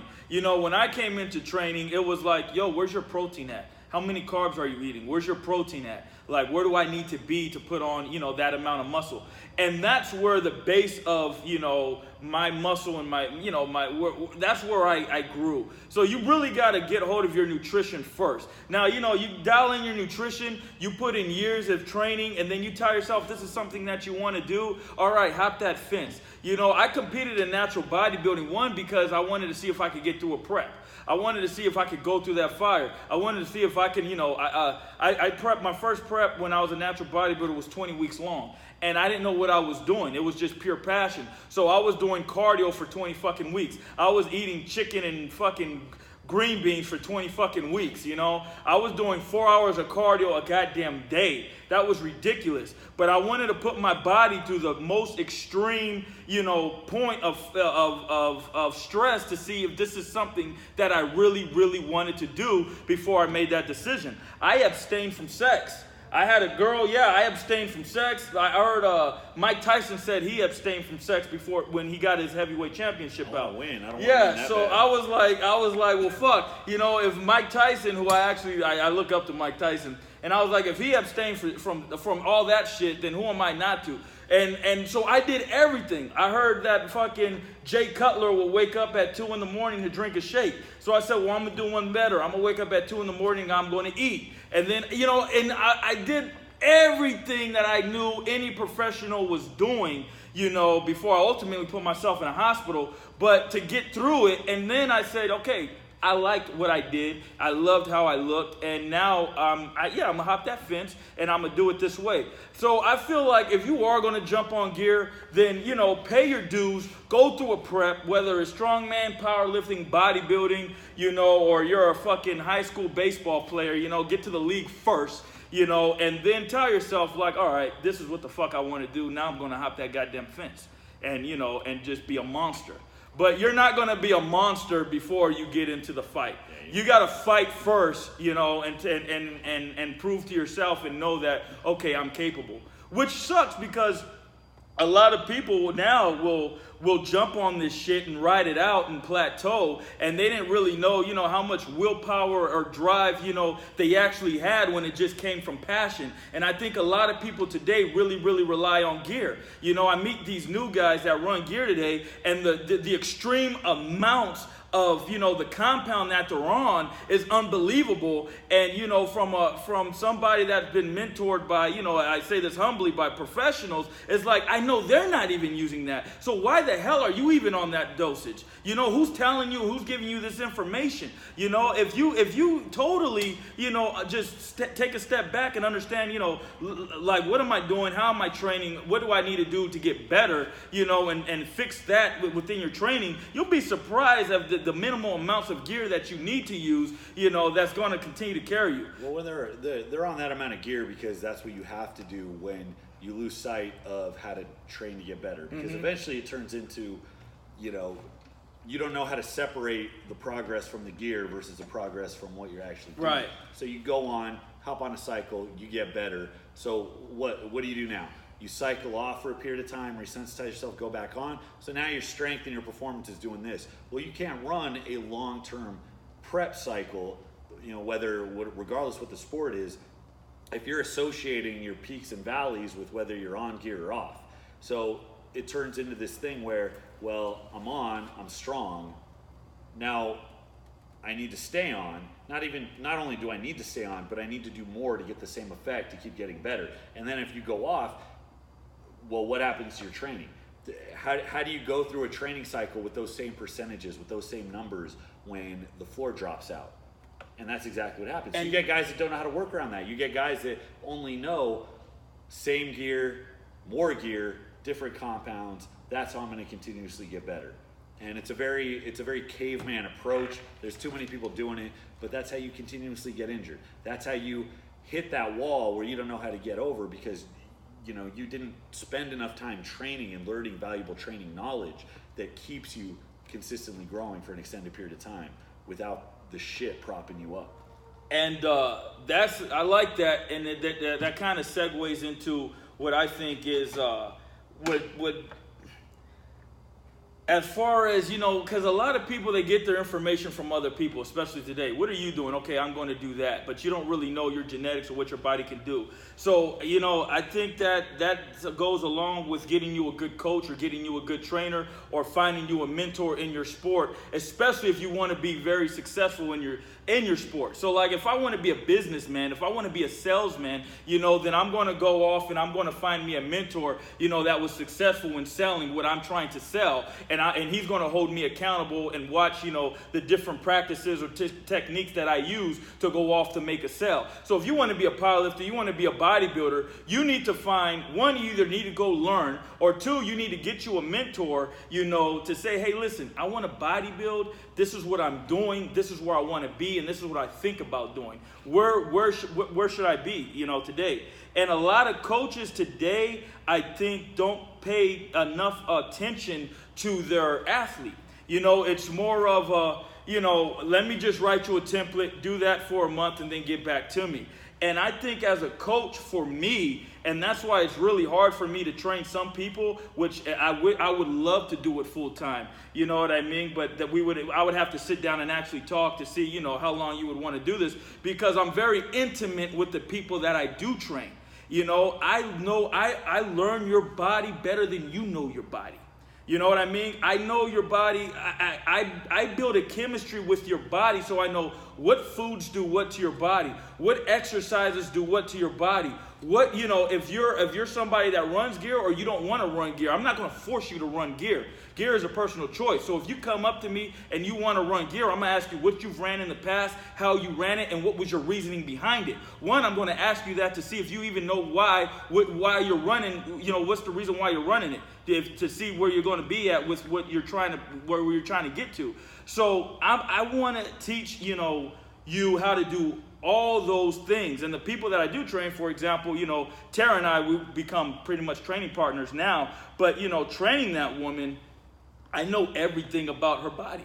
I know what's going to bloat her. Yeah, I know what's going to bloat her. I know, what she can eat, where her fats need to be, where her carbs need to be, to the point where I can predict whether that woman's going to be on her monthly or she's not, and fuck, man. But it goes to show, though, remote coaching is not coaching. No, it's not. And that's what everybody has now is, hey, pay me to send you a template. There's nothing fucking special about the templates. There's only, even in the realm of strength sports, there's only a couple different styles of training, and each one has its own set of rules you have to abide by. If you're doing a very classic periodized approach, or if you're doing some extension of West Side or some type of concurrent or like undulating periodization, there's only a couple different ways that you can structure shit. Each one has its own set of rules. There's nothing magical about it, though. You give me the top 10 in each weight class on the all-time list in powerlifting or whatever other sport, I'm going to show you 10 different approaches to training that they all took to take there. They have things in common. They have similar principles. But if you go to this guy or that guy and he gives you a template, there's nothing magical about what he's giving you. The point is that you're doing work. The point is that there's some form of overload. The point is that you're going to be doing the shit to begin with an intensity and a drive and a purpose and direction. But coaching is more about all the other shit. Mm-hmm. It's more about the shit aside from what's your prescription for weights, sets, and reps. It's more about how are you built? How do you look when you do this movement? How do you feel when you do this movement? What possible things can we change that are going to make this movement easier or harder for you? Yeah. It's all the things you can't account for that you cannot fucking do over video submission. No. If you even do video submissions to begin with. Remote coaching is a sham. It is. Like it is. And don't get me wrong, it's a dream job to think that I could get enough followers that people will give me, $100 a month. But I respect the sport too much to take advantage of that, because I would feel like a sellout to something that I know works. Because you're selling them short. Yeah, absolutely. You know what the real thing is when they're there with you. When you're and going I through it respect together. my work. And when I do train somebody, for if say it's bodybuilding, I'm training you for bodybuilding, and you're listening to everything that I'm telling you, I feel responsible for your look. It's like your body is a canvas and I'm painting it. And that's how I really take it.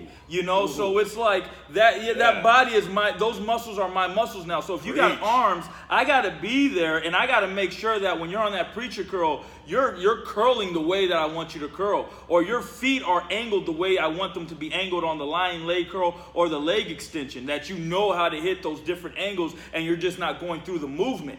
And so when I get the person in the gym and they like, oh yeah, I have experience, I've been training for X amount of years, and then they finally do their first set of actual arm curls or leg curls, and they're like, holy shit, I've never felt that before. Yeah, see, now I know that you're getting it done. It's like a parent looking over their kid doing their homework. Did you do your homework, or did you just skim through that shit? Okay, I'm gonna watch you do this shit. Holy shit, you don't know how to fucking do math. All right, shut the fuck up and I'm gonna teach you how to do some fucking math. And that's how I am with my athletes. So when they do get on that stage, because I'm very prideful and I will always put myself before others, I got a very militant mindset when it comes to training people, and I'm gonna train them harder than I would ever train myself, because when they get on that stage and they present, that their sacrifice and their hard work, I want them to be absolutely happy with themselves and confident in their ability to do things. And if I don't have that, I'm going to feel like a failure. Whether they come in second and they're absolutely happy,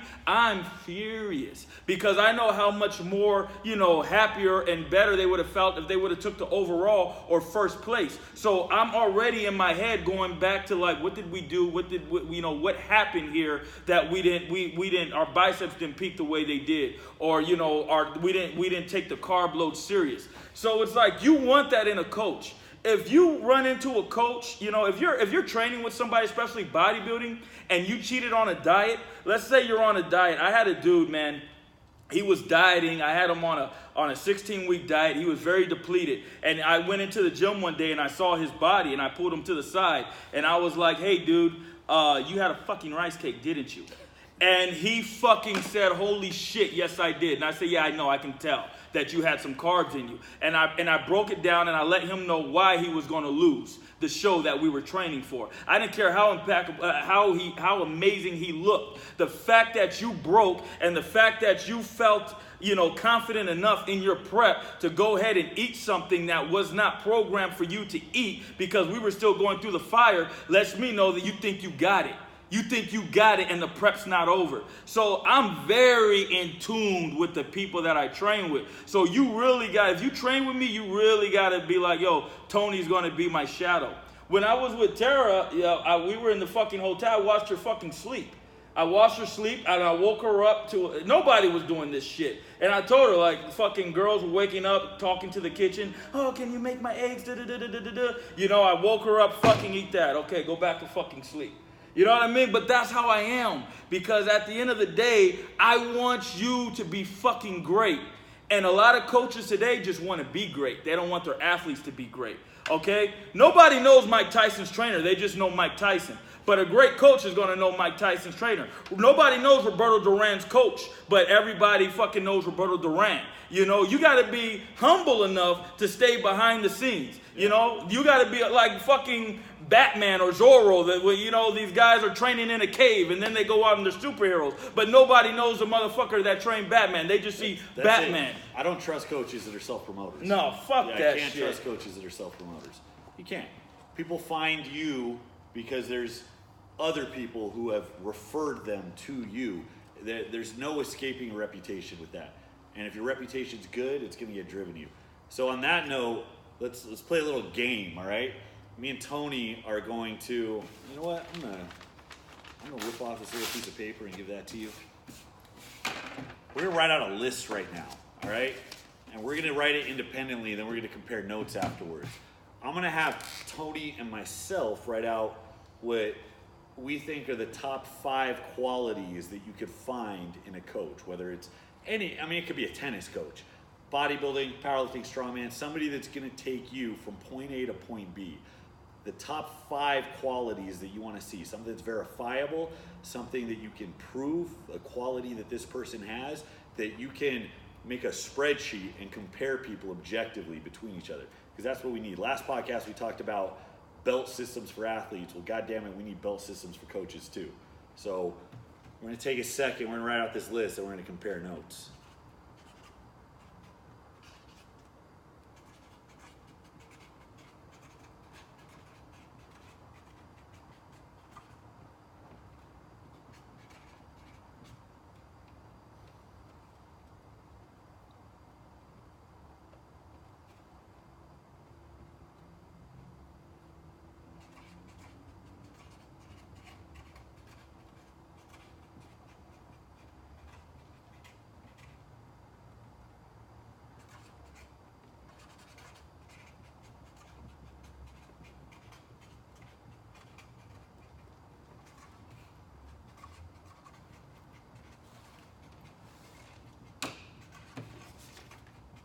Goddamn, it's harder than I thought.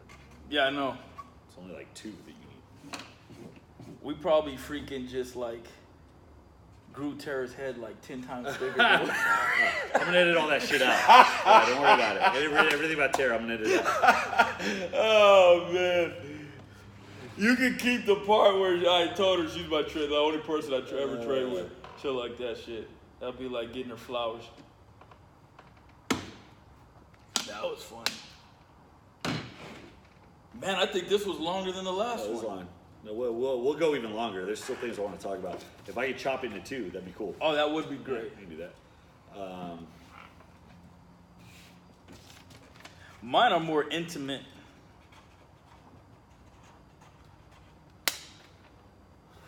Those are kind of the same one. I gotta scribble that out. God damn it. I'm gonna piss real quick. Yeah, go for it, man.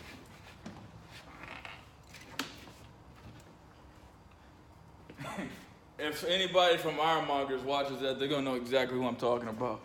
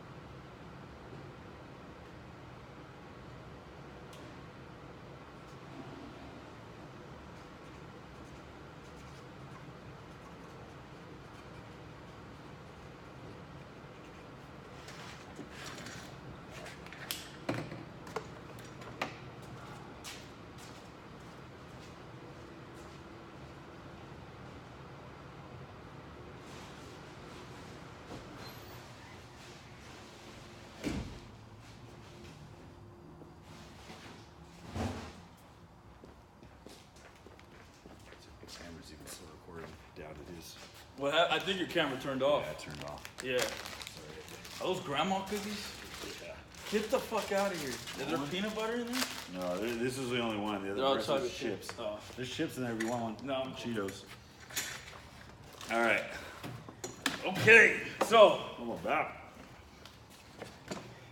I'm gonna let you go. Excuse me. I'm gonna let you go first, and then we're Okay. gonna compare notes. it might be pretty close. But, you know, with me, I'm more intimate.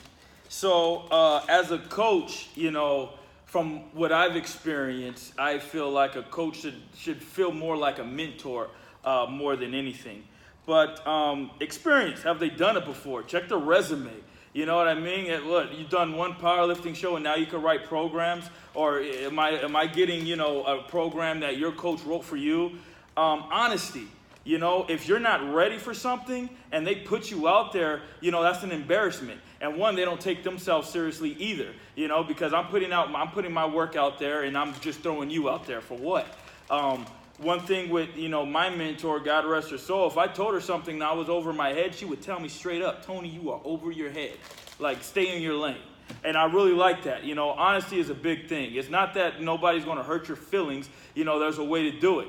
And it's like, hey, listen, you know, you want to do that show, you have to go in with striated glutes. Your glutes aren't there yet. You know, let's get you some striated glutes so when you get there, you're competitive and not just pushed to the side. So honesty is one thing. Do they give you their time?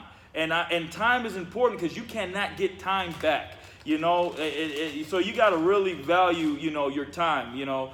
But the thing is, if you are, if I am your coach, you know, how much time do I actually give you, and how much, you know, do I pay attention to you, compared to my other athletes? I know a lot of bodybuilding coaches, they pay more attention to, you know, their bodybuilders for big shows other than, you know, the person that wants to get into bodybuilding.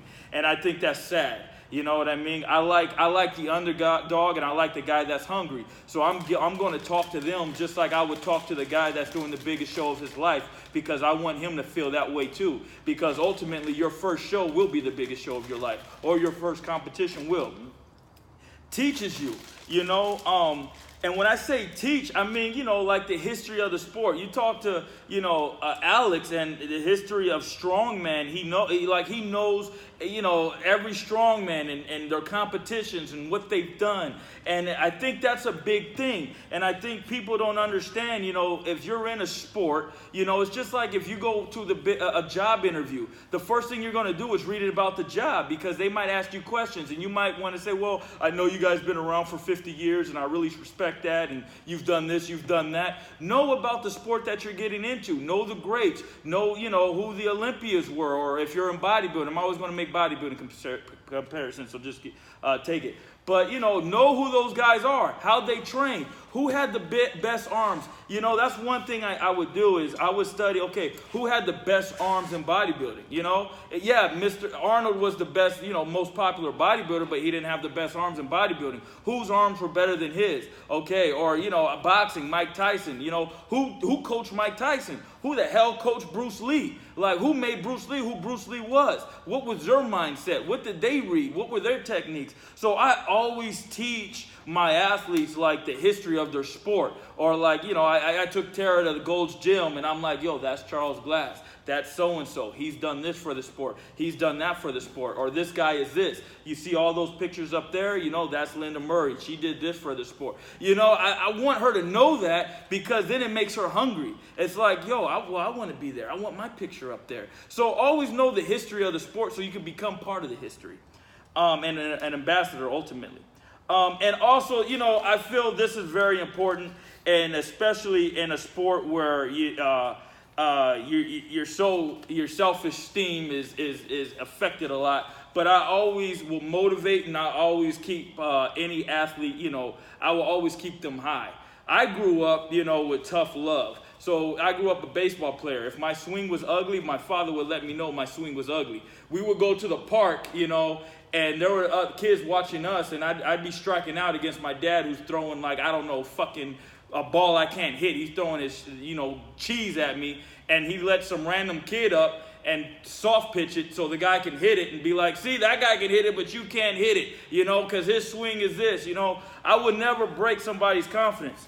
That made me, you know, that made me strong, and that made me want to prove to my dad, you know, and it built me to be the man that I am, and I always respect that. But I take from that. And so, for example, you know, I had an opportunity, I coached baseball a little bit growing up, and there was a kid with an ugly swing or something, but I would tell him, you know, hey, I like the fact that you're aggressive. You know, I like the fact that you went all out for that swing, but now let's correct some things. So I'm not going to baby you, but I'm always going to make sure your confidence is high and you're motivated to want to learn more and to improve and to get better. I'm always sending, and not a lot of coaches are going to do this, But I'm a type of person that, you know, I know what time you're waking up and I know what time you're eating. So if I call you at that time, I expect you to say something because I know what time you eat. So if I know, hey, it's 6 in the morning, I know this person's eating right now, I'm going to tell them something that's going to motivate them to, you know, to go about their day. You know, if they have legs that day, that's one thing I know. Like, I know Monday, Tuesday, I know what they're eating and what they're training that day. So before they go to bed the previous night, I'm telling them, hey, listen, the last thing on your mind tonight is that leg workout. And, you know, and I'll make an analogy about it. And I'll make sure they're dreaming about it before they go to bed. And in the morning, you know, I'll hit them right back up. So that's something that I do. Damn, this phone's going to die. Probably like 20%. We probably got like 40 minutes. Yeah, we got about 40. 40 minutes left? Yeah. Oh, cool. All right. All right, so we crossed over a lot on a lot of those. We got a lot of the same things, and that's not surprising to me. But some of them, to be honest, I think there's less than 5 really important ones. I just stretched it a little bit to be creative. For sure, I agree. But I mean, there's other positive things you would want to see that you might not see in another, you know, lesser coach. So I'm going to do this in order of increasing importance. So the last thing I'm going to get to is what I think is the most important. But we're going to start, and this is one other people tend to think is the most important, which I actually think is one of the least important. It's important, but it cannot be the only thing that is a driving force as a coach, and that's an academic background. You need to know academically what you're doing. We have the benefit of living in the most technologically advanced era in all of human history, and we have people smarter, more dedicated than us throughout history who have taken notes, who have drawn connections, who have understood how the human body works, why it works the way it does, and how we can exploit it to get to where we want to be. The Russians, man, they were nasty. They did bookkeeping on every single one of their athletes, and that's why so much of what goes on today is based off of what Soviet scientists came up with 50 fucking years ago. So an academic background is important. Read the books. Try and digest super training. I mean, a lot of the best guys, a few of them have been PhDs. Read through what Fred Hatfield was a PhD and he was a 1,000-pound squatter. That guy has some things to say on training and the modalities that are used. You can get a really good deep understanding about human physiology, about how muscles are put together, about why the body works the way it does. You can get a really good insight onto ideal ways to structure training based on what, you know, older scientists discovered based on the athletes that they followed. And the thing is, once you get that background and you start to put it into practical experimentation, you're going to see the parallels and the patterns that are drawn from this type of academic text and what you see a lot of the best doing. Now, I want to put a caveat on that because a big problem I see is people putting too much emphasis on the book reading. And, you know, reading PubMed does not make you a fucking expert. In fact, it actually takes formal academic training to understand how to interpret studies to fucking begin with. Most people don't understand statistics. Most people don't understand the rules that science demands when you are picking apart a study. Each study has its own limitations as to what conclusions you can even draw from it, based on how much error there was, based on how big the pool of people was, based on whether further study is needed, or whether it's Jesus Christ, there's something called a p-value, which determines whether or not the difference between the study and the control group is substantial enough to where you can even determine it as being a meaningful difference. There's so much shit that goes into it that is over most people's heads. That's where a firm academic background comes in. So I'm going to say an academic background is important, but it's only important in the context of the other shit we're about to talk about. That takes me to the next thing, which is admitting what they don't know. That's a good coach is always going to stay in their lane. And this is connected to what you talked about, honesty. And knowing your limitations. You know, anybody can open up PubMed, type in a search, and go lecture people about what they found out about the difference between low rep and high rep training. But only somebody that's been in the field is going to really understand the practical implications based on what context you put that type of information in. A good coach is going to stay in their goddamn lane. They're not going to try to pretend that they're an expert in a field that they're not. They're not, I take people in and I run them through workouts and I have a good eye for getting them into certain positions and fixing some issues that I've experienced with. I'm not going to pretend to be somebody's mobility coach. I'm not going to put somebody through a fucking yoga class. I'm not going to pretend to be a chiropractor. I have things that I am wise to because I have experience with that. But there's plenty of times where people come up with aches, pains, injuries, and I'm like, I don't know, you got to go get it seen by an expert. I'm not going to give you the voodoo that's going to fix that. My expertise ends at a specific point. I have a background in Olympic lifting. I mean, I've done it a lot. I've incorporated it into my training. I've incorporated it into others' training. I've studied it quite a bit. I am not a goddamn Olympic lifting coach, and when somebody comes in here for that, I'm going to tell them, I might be able to troubleshoot some of your technical issues. I'm not going to get you ready for a meet because there's a whole web of specific knowledge that you need to be able to be good at that avenue that I don't have. So being honest, admitting what you don't know, that's probably one of the most valuable. That's going to be what keeps you from getting fucked up. Because the coaches that don't admit what they don't know, that are only interested in seeming like they're a guru and coming off, they're charlatans, that's what it is. But there's a lot of that. People are ego driven. They want to be seen now, immediately, before they get the expertise as being an authority. Those are the people that are going to do active damage. So you want to make sure that you have somebody who's willing to admit what the box of their knowledge is. So that way you can be sure that you're getting the best of the best information from them. Ahead of that, number 3, a good coach is going to be dedicated to the athlete. I mean, shit, you talked about walking Tara through her prep, watching her while she slept, making sure that she got up when she was supposed to get up. If you talk to somebody and they're coaching you, ask them how many other athletes they coach. If somebody is writing programs for 80 other athletes, they're not going to be fucking dedicated to you. That's just a fact. They're going to be spoon feeding you a template. That template is probably going to look a lot like what their other athletes are getting, and your value is not going to be as high. It might be a good template. It might address some issues, that haven't been addressed before. It might introduce you to a new way of training. That's not to say there's not value. That's not fucking coaching. That's giving you a template. You go on Pirate Bay and download 100 templates. You can go on Elite FDS or T-Nation and just find templates on templates on templates. Coaching is not handing somebody a template. Coaching is preparing somebody, rounding them out, making sure their mindset is right, making sure their movement patterns are right, making sure they know what the fuck their homework is every time they go into train. A good coach is going to be dedicated. And for that reason, a good coach is going to be hard to find because they're only going to take so many goddamn athletes. And if you're not serious enough or you're not willing to pay that premium, you're not going to be one of them. Number 4, track record of personal achievements. I'm going to say that that's going to be 2-part. That's going to be a track record with themselves and with their athletes. There's some people that have had success as coaches that are strictly coaches, and I believe it's possible that you can come to be a good coach, but I have a little less trust in somebody that hasn't walked the walk themselves. You know what I mean? I mean, the fact is, even if you take the best coaches who probably weren't great athletes themselves, they still went through it. They still knew what it was like to live that life. They knew what it was like to struggle for every little bit of information they got because it didn't come as easy.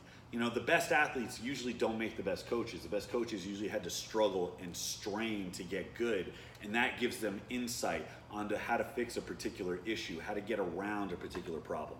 So I need to see somebody, if I'm going to recommend them as a coach, somebody who's done it and done it successfully at some point. You don't need to be a world champion, but you need to have at least lived the life. And on top of that, you need to have a track record. I mean, if you're going to sell yourself as a coach, you need a portfolio of success stories. You need to have recommendations. You need to have people that you have taken from being nothing to being competitive, or people that started as competitive and went on to be world champions. That's what you need. If you don't have a track record of athletes you've worked with that have improved, have seen their own success, I'm gonna have a hard time taking you seriously as a coach. And then that takes us to the last point. This is beyond anything the most important quality that I can judge anybody on who's going to teach somebody else how to do something, and that is thousands of hours of real world experience. That trumps anything. I will take somebody that has no academic background if they have thousands of hours of field experience over somebody who's took some classes or read some books or That's a good one. And I'm not talking some real world experience. A good coach is going to have literally thousands of athletes that they've worked with, because every athlete is different from the guy next to him. Every person is an individual, and only by working with a big network of individuals do you understand the differences from person to person. Well, I'm teaching someone how to squat. This guy has long femurs, that guy has short femurs. What am I going to have them do differently from each other? Well, this person can't stay upright during a squat, and this person stays upright, with no problem. What's different? Why is one person failing? Why is the other person failing? Why is this person a phenomenal deadlifter but can't squat his way out of a paper bag, and this person over here is the exact opposite? Every person is built differently. Every person has their own issues, and you don't get wise to those differences. Understanding that what works for you doesn't work for everybody else is the first step. That's like coaching 101. So if all you have to give to other people is, well, this is what I did and it worked, you're not a fucking coach. You're guessing at that point. You're just throwing darts at the board and hoping something sticks. So real world experience, there is no substitute for that. There's no substitute for time. That's it. That's all of it right there. I like real world experience, and that's one thing that I do. I take in when I do take somebody in to train them, especially in bodybuilding, because bodybuilding is a rock star lifestyle, and I've been at the very bottom of it, and I've done extreme things, to train for it. And it's one sport that you can give your absolutely all and get nothing back. And people in life are always going to tell you, hey, if you put your heart and soul to it, and you always stay persistent, it can get done. Bodybuilding is one of those sports that you can give up absolutely everything and get absolutely not even looked at. And so, I live that life, and I don't really like to talk like that because, I don't feel like my body shows, some of the things, that I've been through or that I've overcame. But, there was a time when, I was literally living out my car, and I told myself as long as I can eat, 6 to 13 times a day, I'm successful. Or, I damn near, I overate because I know pro bodybuilders are eating so many calories off of clean food. So I'm eating like 15 times a day and I fucking kill my kidneys. And now I'm in the hospital and they're trying to put me on some fucking weird diet, and I totally check myself out, go to IHOP, get pancakes, and then I'm back under the bar. And I'm literally killing myself, not knowing it.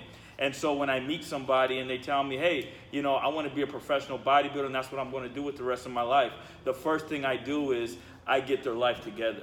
So it's like, no, you're not going to be a professional bodybuilder and that's not going to pay the bills. That's going to be a serious hobby and we're going to do it and we're going to do it to the extreme. But first, we're going to put you in a place where you can fund that.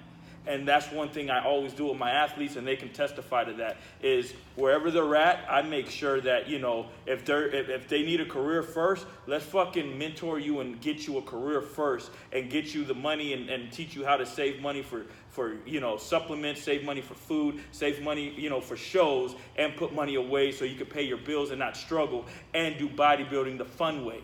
I did it the wrong way, and I did it by myself, and I did it, fuck it, I'm not going to pay my car note. Fuck it, I'm not going to pay this. Fuck it, and I got car repoed and this repoed. Those are only things you can teach somebody if you've been through that If yourself. you've been through it. And because of that, I've been able to share my experience with a certain amount of people that I have, the privilege to train, and they've excelled. And winning is an important part of winning is an important metric as far as determining how experienced or how valid somebody's information is, but it's not the whole story. I mean, going through the struggles, going through the motions, going through the steps, that's where the learning happens. You may not have made it to be a Navy SEAL, but if you went through BUD/S training, you know a lot more than the rest of the fucking population knows about suffering. And to draw that analogy over here, there's so many people that, they're new. They're in their first year. They have fleeting experience. They may think because they benched a couple times a week for most of their life that they find a strength sport, they like it, and then all of a sudden they want to proselytize everyone else, and that's how they're going to make their living. Everywhere I look, there's somebody advertising their coaching chops that has no business taking that route. Not yet, anyways, not for a long time. And it's funny because the people that I would refer as coaches, the people I trust, they're either not necessarily flooded with client prospects, or they're just not promoting themselves that hard. Right, exactly. They're not out there saying, DM me for coaching. Yeah, exactly. It's the people that are trying to find a quick way to success, a quick way to grow a client base. It's sloppy. There's a weird area where you're trying to get your chops and you don't really know as much as you need to know. And that's, I would call that an internship. You know what I mean? Before you can really call yourself that, before you've paid your dues, where you're still trying to figure it out, you need guinea pigs. But at that point, you're not coaching. At that point, you're still figuring it out. And it's irresponsible to refer yourself to that way. I started training people at LA Fitness. To be honest, I learned a shit ton because I had so many different people, so many different types, people that wanted to train, people that didn't, people that were injured or recovering from shit, people that were built differently, people that have physical limitations. Working with people with different mindsets was a big one because I learned how to kind of get to people based on, you know, what their personality was like, what they were willing to bring to the table. There was a lot I learned from that, and that was my introduction. And then I came out of that and I had a little more to bring to the table. Then I got a training crew that came to my facility that I had my hands on, and I would experiment with different things. But even then, it's like, you guys are my guinea pigs, we're figuring this out. Only until recently, and I still even say that with hesitation. I mean, I don't give anybody anything with the certainty that it's gonna work out. If I'm gonna work with somebody one-on-one, I let them know ahead of time, this is trial and error. It's entirely possible that there's issues you have that I'm not aware of, and I'm not gonna be aware of them for another few months. We're gonna start small, we're gonna grow, and we're gonna adjust as we need. And that's what a coach is gonna do. Yeah. And you cannot do that off a fucking template sent to you every 30 days. Nah, I remember, man, I was talking to a buddy at 24 Hour who got into bodybuilding, and he started doing that whole DM online coaching crap. God. And I asked him, you know, how many clients does he see? And he chuckled like, I don't see none of them. Like, and he said that, like, why would I waste my time seeing any of these people? And it's sad, dude, because it's like, that's what coaching is. Like, you think Mike Tyson could have been great if Cus D'Amato wasn't in the ring with him every single day? Yeah, what if Cus D'Amato just sent Mike Tyson a letter in the mail every day and said, you know, do this, do that, do this, do that? You know, he wouldn't have been that great. He wouldn't have known, you know, what. You got to know, man, I have to know what my client's body is doing. You know, at the end of the day, it's not even like I'm your coach. We're going to be absolutely best friends, and you're going to almost feel like you're in a relationship with me because I know everything about you. I'm gonna move the fuck in. Yeah, I know everything. I can tell, okay, he's hungry. She's hungry because I can tell. She's slouched right now and she gets hungry. Like, I know you like that. And that's because I want you to be absolutely great at what you do. And that's what coaching's about. Coaching is about getting your team the championship, period. You know?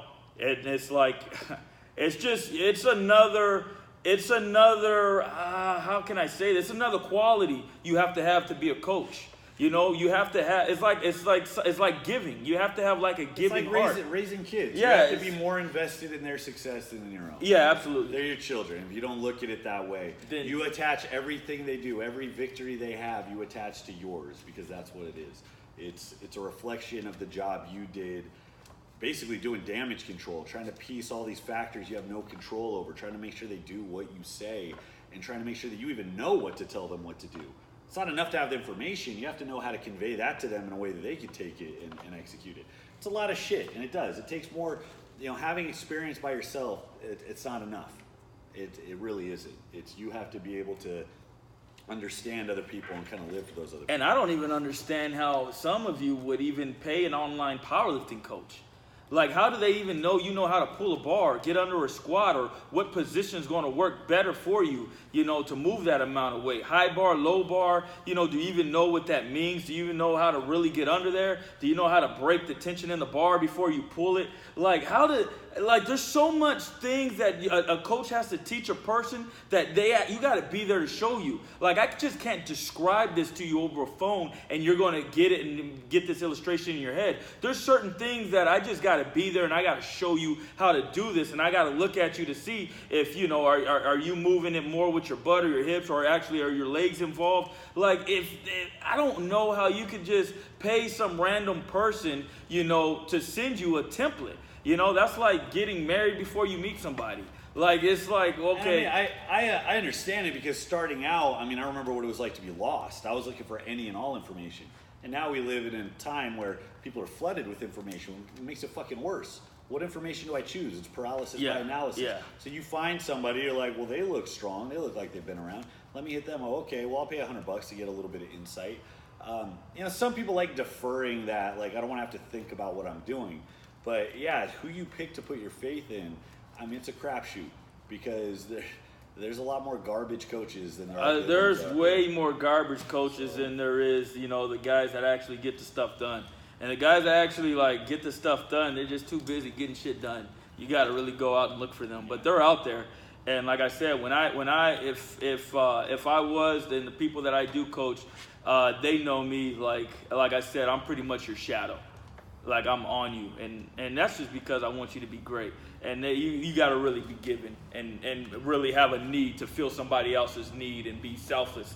You know what I mean? To be able to do that and to be willing to give and not get nothing back. You got to have thick skin too. You know what I mean? It's like giving money to somebody that needs money, and you gotta give it with intentions of I might not get paid back. If you can have that mentality, man, which is a crazy fucking mentality, then yeah, that's a fucking awesome coach. Speaking of garbage, let's talk about the Nike ad. Oh man, we're gonna give the audience whiplash with this segue. You know what?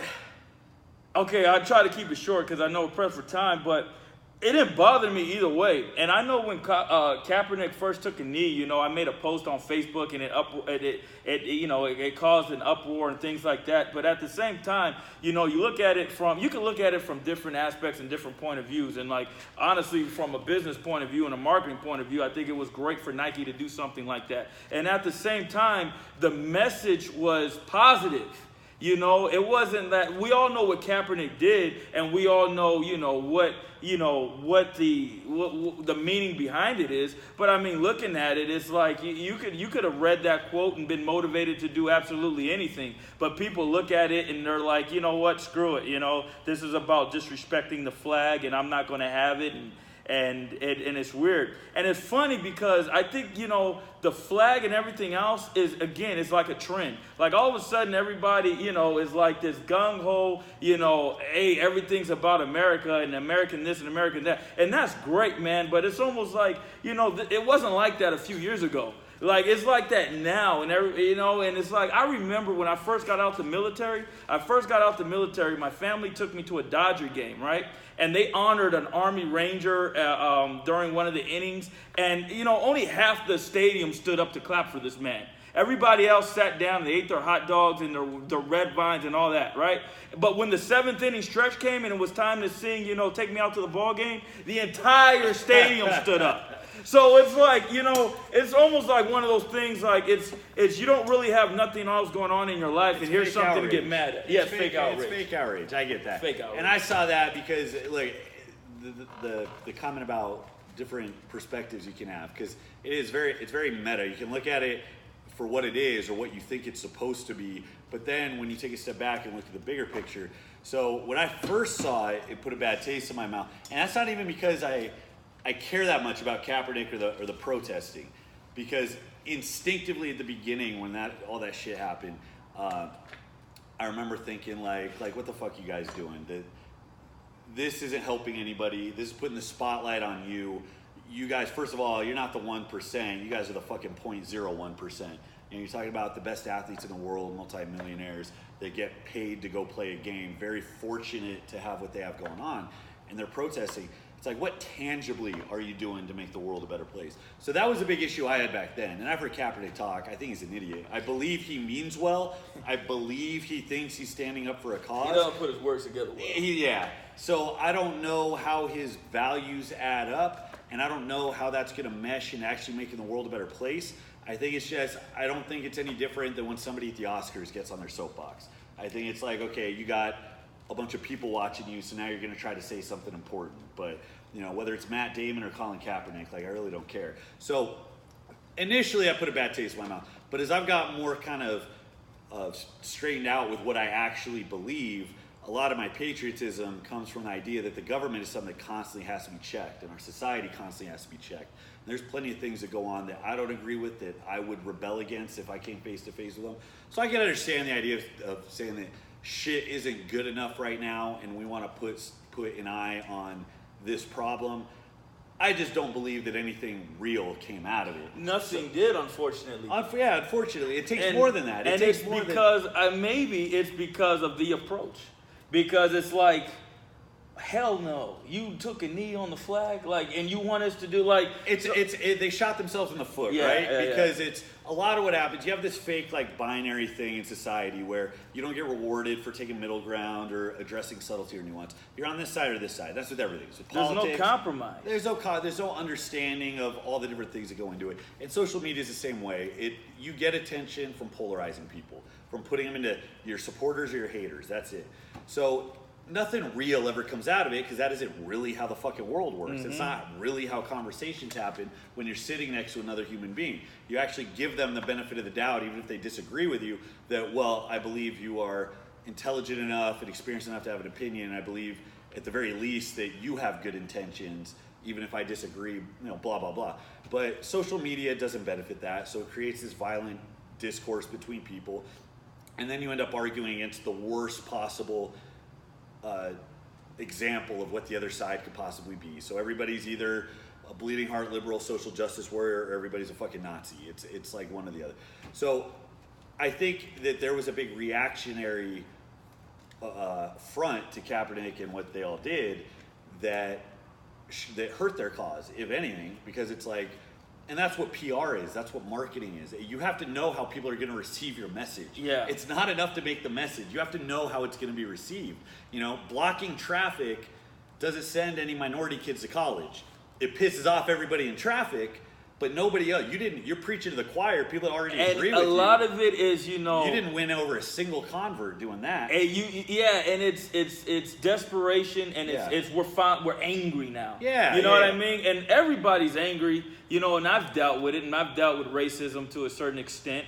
Not as much as I would say. And I got really thick skin, and like I said, a lot of the way I am, I'm able to take in a lot because I know what I'm capable of. And when you know what you're capable of, you kind of can let some things go. And then there's some times when you have to take a stand. And a lot of that, unfortunately, I don't think, there's a way to take a stand and do it where, there's something to be said. But yeah, there's certain things that I agree with and there's certain things that I don't agree with.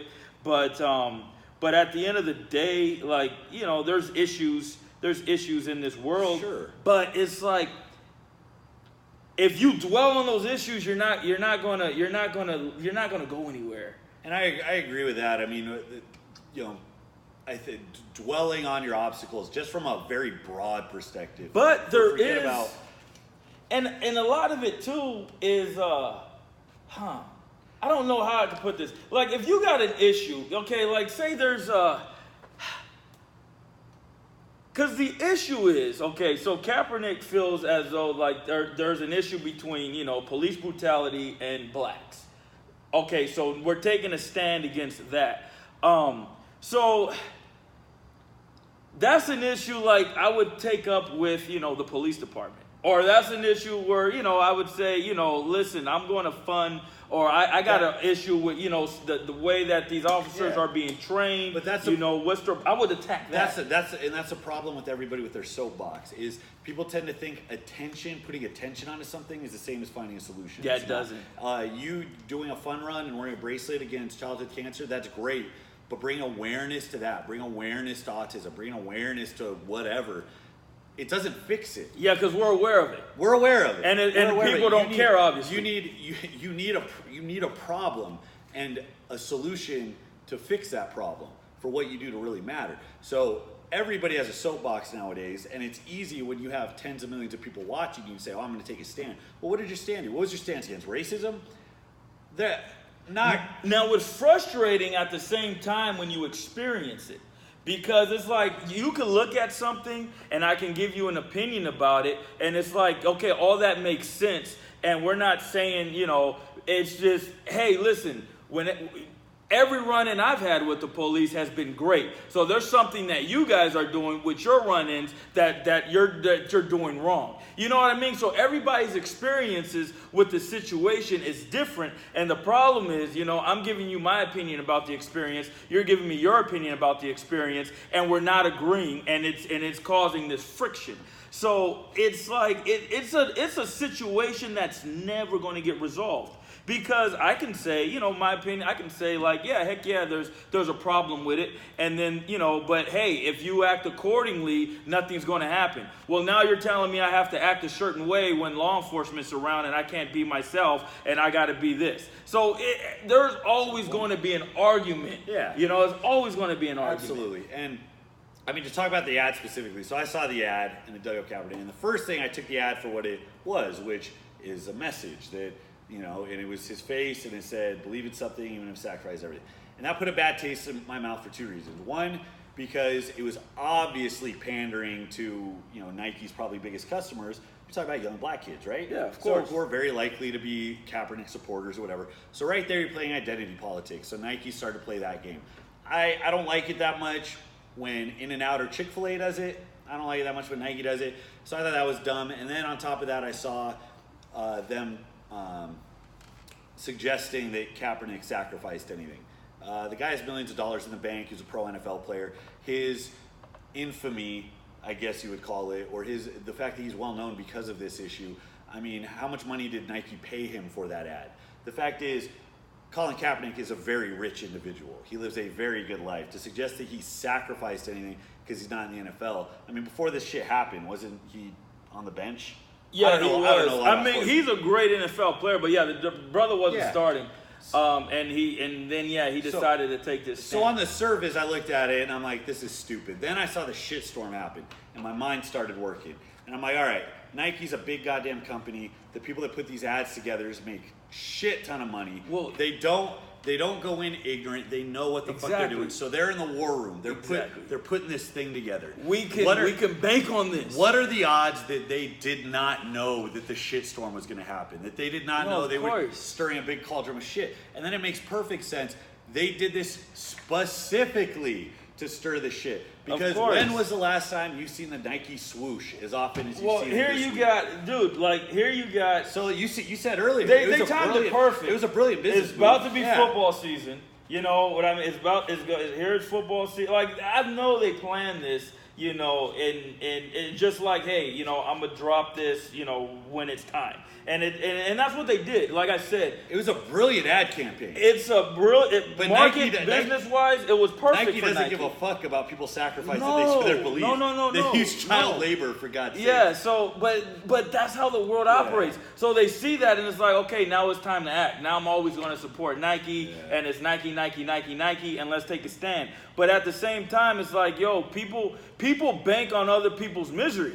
Like, people bank on other people's misery. Just like, you know, how Jim Carrey did that interview and the director said, listen, I know you're going through some tough shit right now, but I need you to stay depressed because I need this character. Yeah. And that's what they do. So it's like, hey, there's a social issue right now, and whether or not you agree or we agree, we can all make some money off of this shit. Okay, so let's put this ad out and watch. We're going to see what happens. Before me and Alex get on this camera, we say, yo, we're going to fucking piss some people off today. So it's like, it's the same thing. It just so happens like they can take advantage of a social issue that's really an issue. But unfortunately, you know, it's not going to, I'm not going to say it's not going to change, but the way that it's going about to change, yeah, it's not going to change. So I'm going to say, I don't feel any different about Nike than I did. I thought if I take the ad for what it was a dumb ad. But if I take a step back and realize what it accomplished, it did exactly what a fucking ad should do. Yeah. So in that sense, it was a brilliant ad. I don't feel any different about Nike than I did a year ago. You know, it's a shoe company. It's a corporation. It doesn't have feelings. It's profit-driven. They make a product. If the product adds benefit to your life, you buy the product. This is a byproduct of marketing and PR. But by the way, everything that has the word media attached to it, whether it's advertising... I'm going to say something raw right now, but finish. I was going to say, advertising, news, social media, every single thing that exists in the world that is designed to disseminate information to you, it exists as an extension of marketing and public relations. It is designed to make you feel a certain way. It is designed to get your emotions going, and it exists solely to put you in one category or the other. So for all the people that are either boycotting Nike or deciding they're going to go buy 10 Nikes to support Kaepernick, I mean, find something better to do with your life, because you're not making the social impact that you think. You know, and excuse my ignorance because, you know, I don't really know what Nike has done. I know Colin Kaepernick has given money to certain charitable, you know, organizations to help out, you know, certain neighborhoods and of that nature, which is awesome. But I'll tell you this, man. If there's a problem, I go straight to the effing problem. So like if I'm at work and somebody says something, hey, you know, so and so's talking about you, then I'm going to go straight to the source and see what's going on. Why are you saying these things about me? So if there is an absolute problem, racism is an issue. Racism is an issue. I agree with that. Absolutely. But if does it pause every time that happens? I don't know.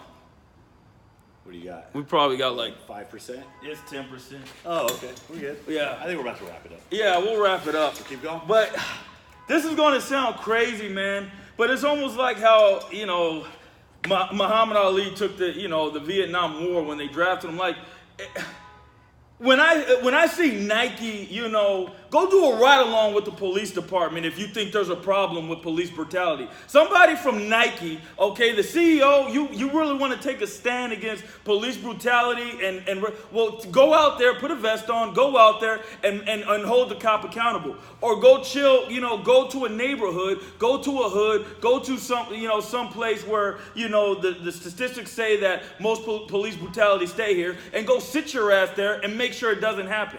Okay, because the ads only get to the people that want to talk about it. But the motherfuckers that talk about it don't want to do a goddamn thing. Just like the All-American who has the Constitution on his fucking coffee table, but never served it one day in the fucking military. So that's where I take that. So yeah, there is a problem and there is an issue, and talking about it and making an ad about it and, you know, is not going to do anything. It's going to do to the people that aren't affected, but what about the people that are in those neighborhoods that are still affected by this? It doesn't do anything. So if you really want to do something, then go down there and hold somebody accountable. Or hey, you know what? Fuck it, man. I want to go out with, you know, I want to go on a ride along every fucking month with the goddamn whatever LAPD and make sure this doesn't happen. Like, take a stand that way. Everybody has a soapbox, but nobody has any skin in the game. You don't want to get in there, man. Skin in the game. And that's where I'm at with that.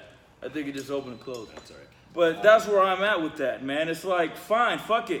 That's cool, you know, whatever. Like, I could read a quote and be motivated, but until I actually, you know, go straight to the source, it means absolutely nothing to me. And at the same time, I'll say, yeah, you know, I don't want to get into racism, but yeah, it is a big issue out here.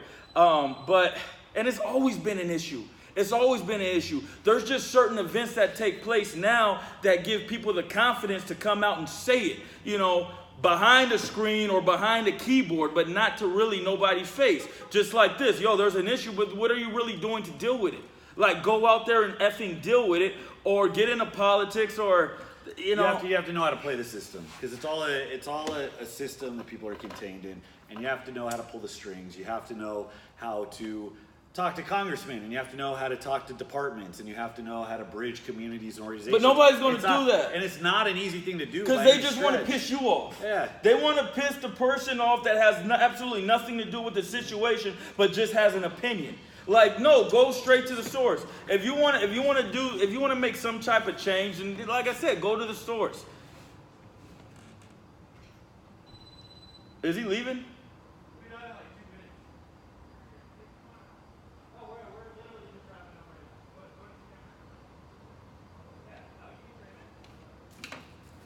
I'm hot, I'm sweaty.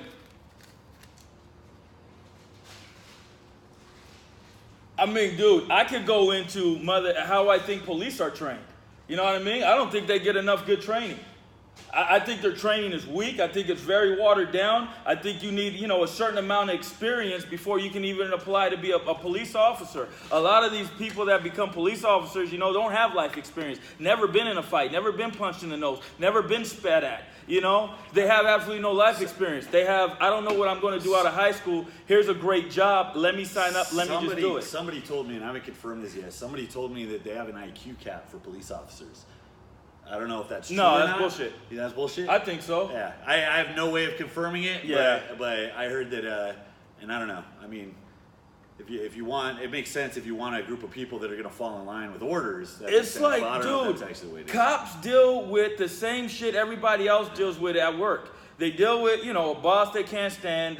Now they got to go out and deal with people they can't stand. They got families and they're stressed out when they get home. They're not fucking superheroes. Their mind is just like the human mind. And they get frustrated and they get out there and sometimes they fuck up. And that's why and I'm not giving them a pass. Because I don't think a cop should ever fuck up. I think when you put that uniform on, just like when a Army Ranger or military or some type of infantryman puts his uniform on, he knows at the end of the day, I don't have to go home.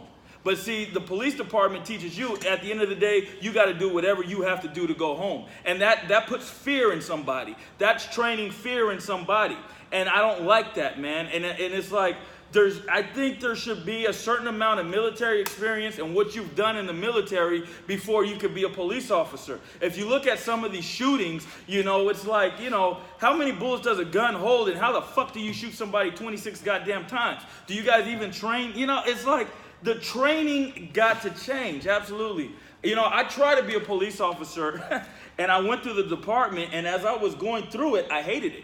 Because I was coming out the military and I was like, hell yeah, you know, I want to do this. I want to be a mentor. I wanted to be part of a gang unit. I wanted to go into, you know, these neighborhoods and actually talk and mentor young gang members and talk them out of the way that they're living because there's always a way out and teach them about choices. And so when I got my, you know, my mentor, whatever they pair you up with, he said, hey, dude, as soon as I get in this neighborhood, if they're wearing purple, I arrest them on the fucking spot. So that's why I take a stance and I understand certain, you know, issues with police brutality. But the thing is, unless you're going to go straight to the source, doing things like the fucking, you know, Nike, it's not going to change anybody. The only thing that's going to do is give the law-abiding citizen something to debate to. And I think we're going to come up on this topic a lot in the future because there's a lot to talk about so with much. it. But for now, I'm out of Jameson, so we're going to call it right there. And it's time for me to eat. It's time for me to eat. Fuck. We'll see you next time. That was a lot of content. Yeah, we got 2 episodes worth easily. I'm going to edit that into 2. Dude, that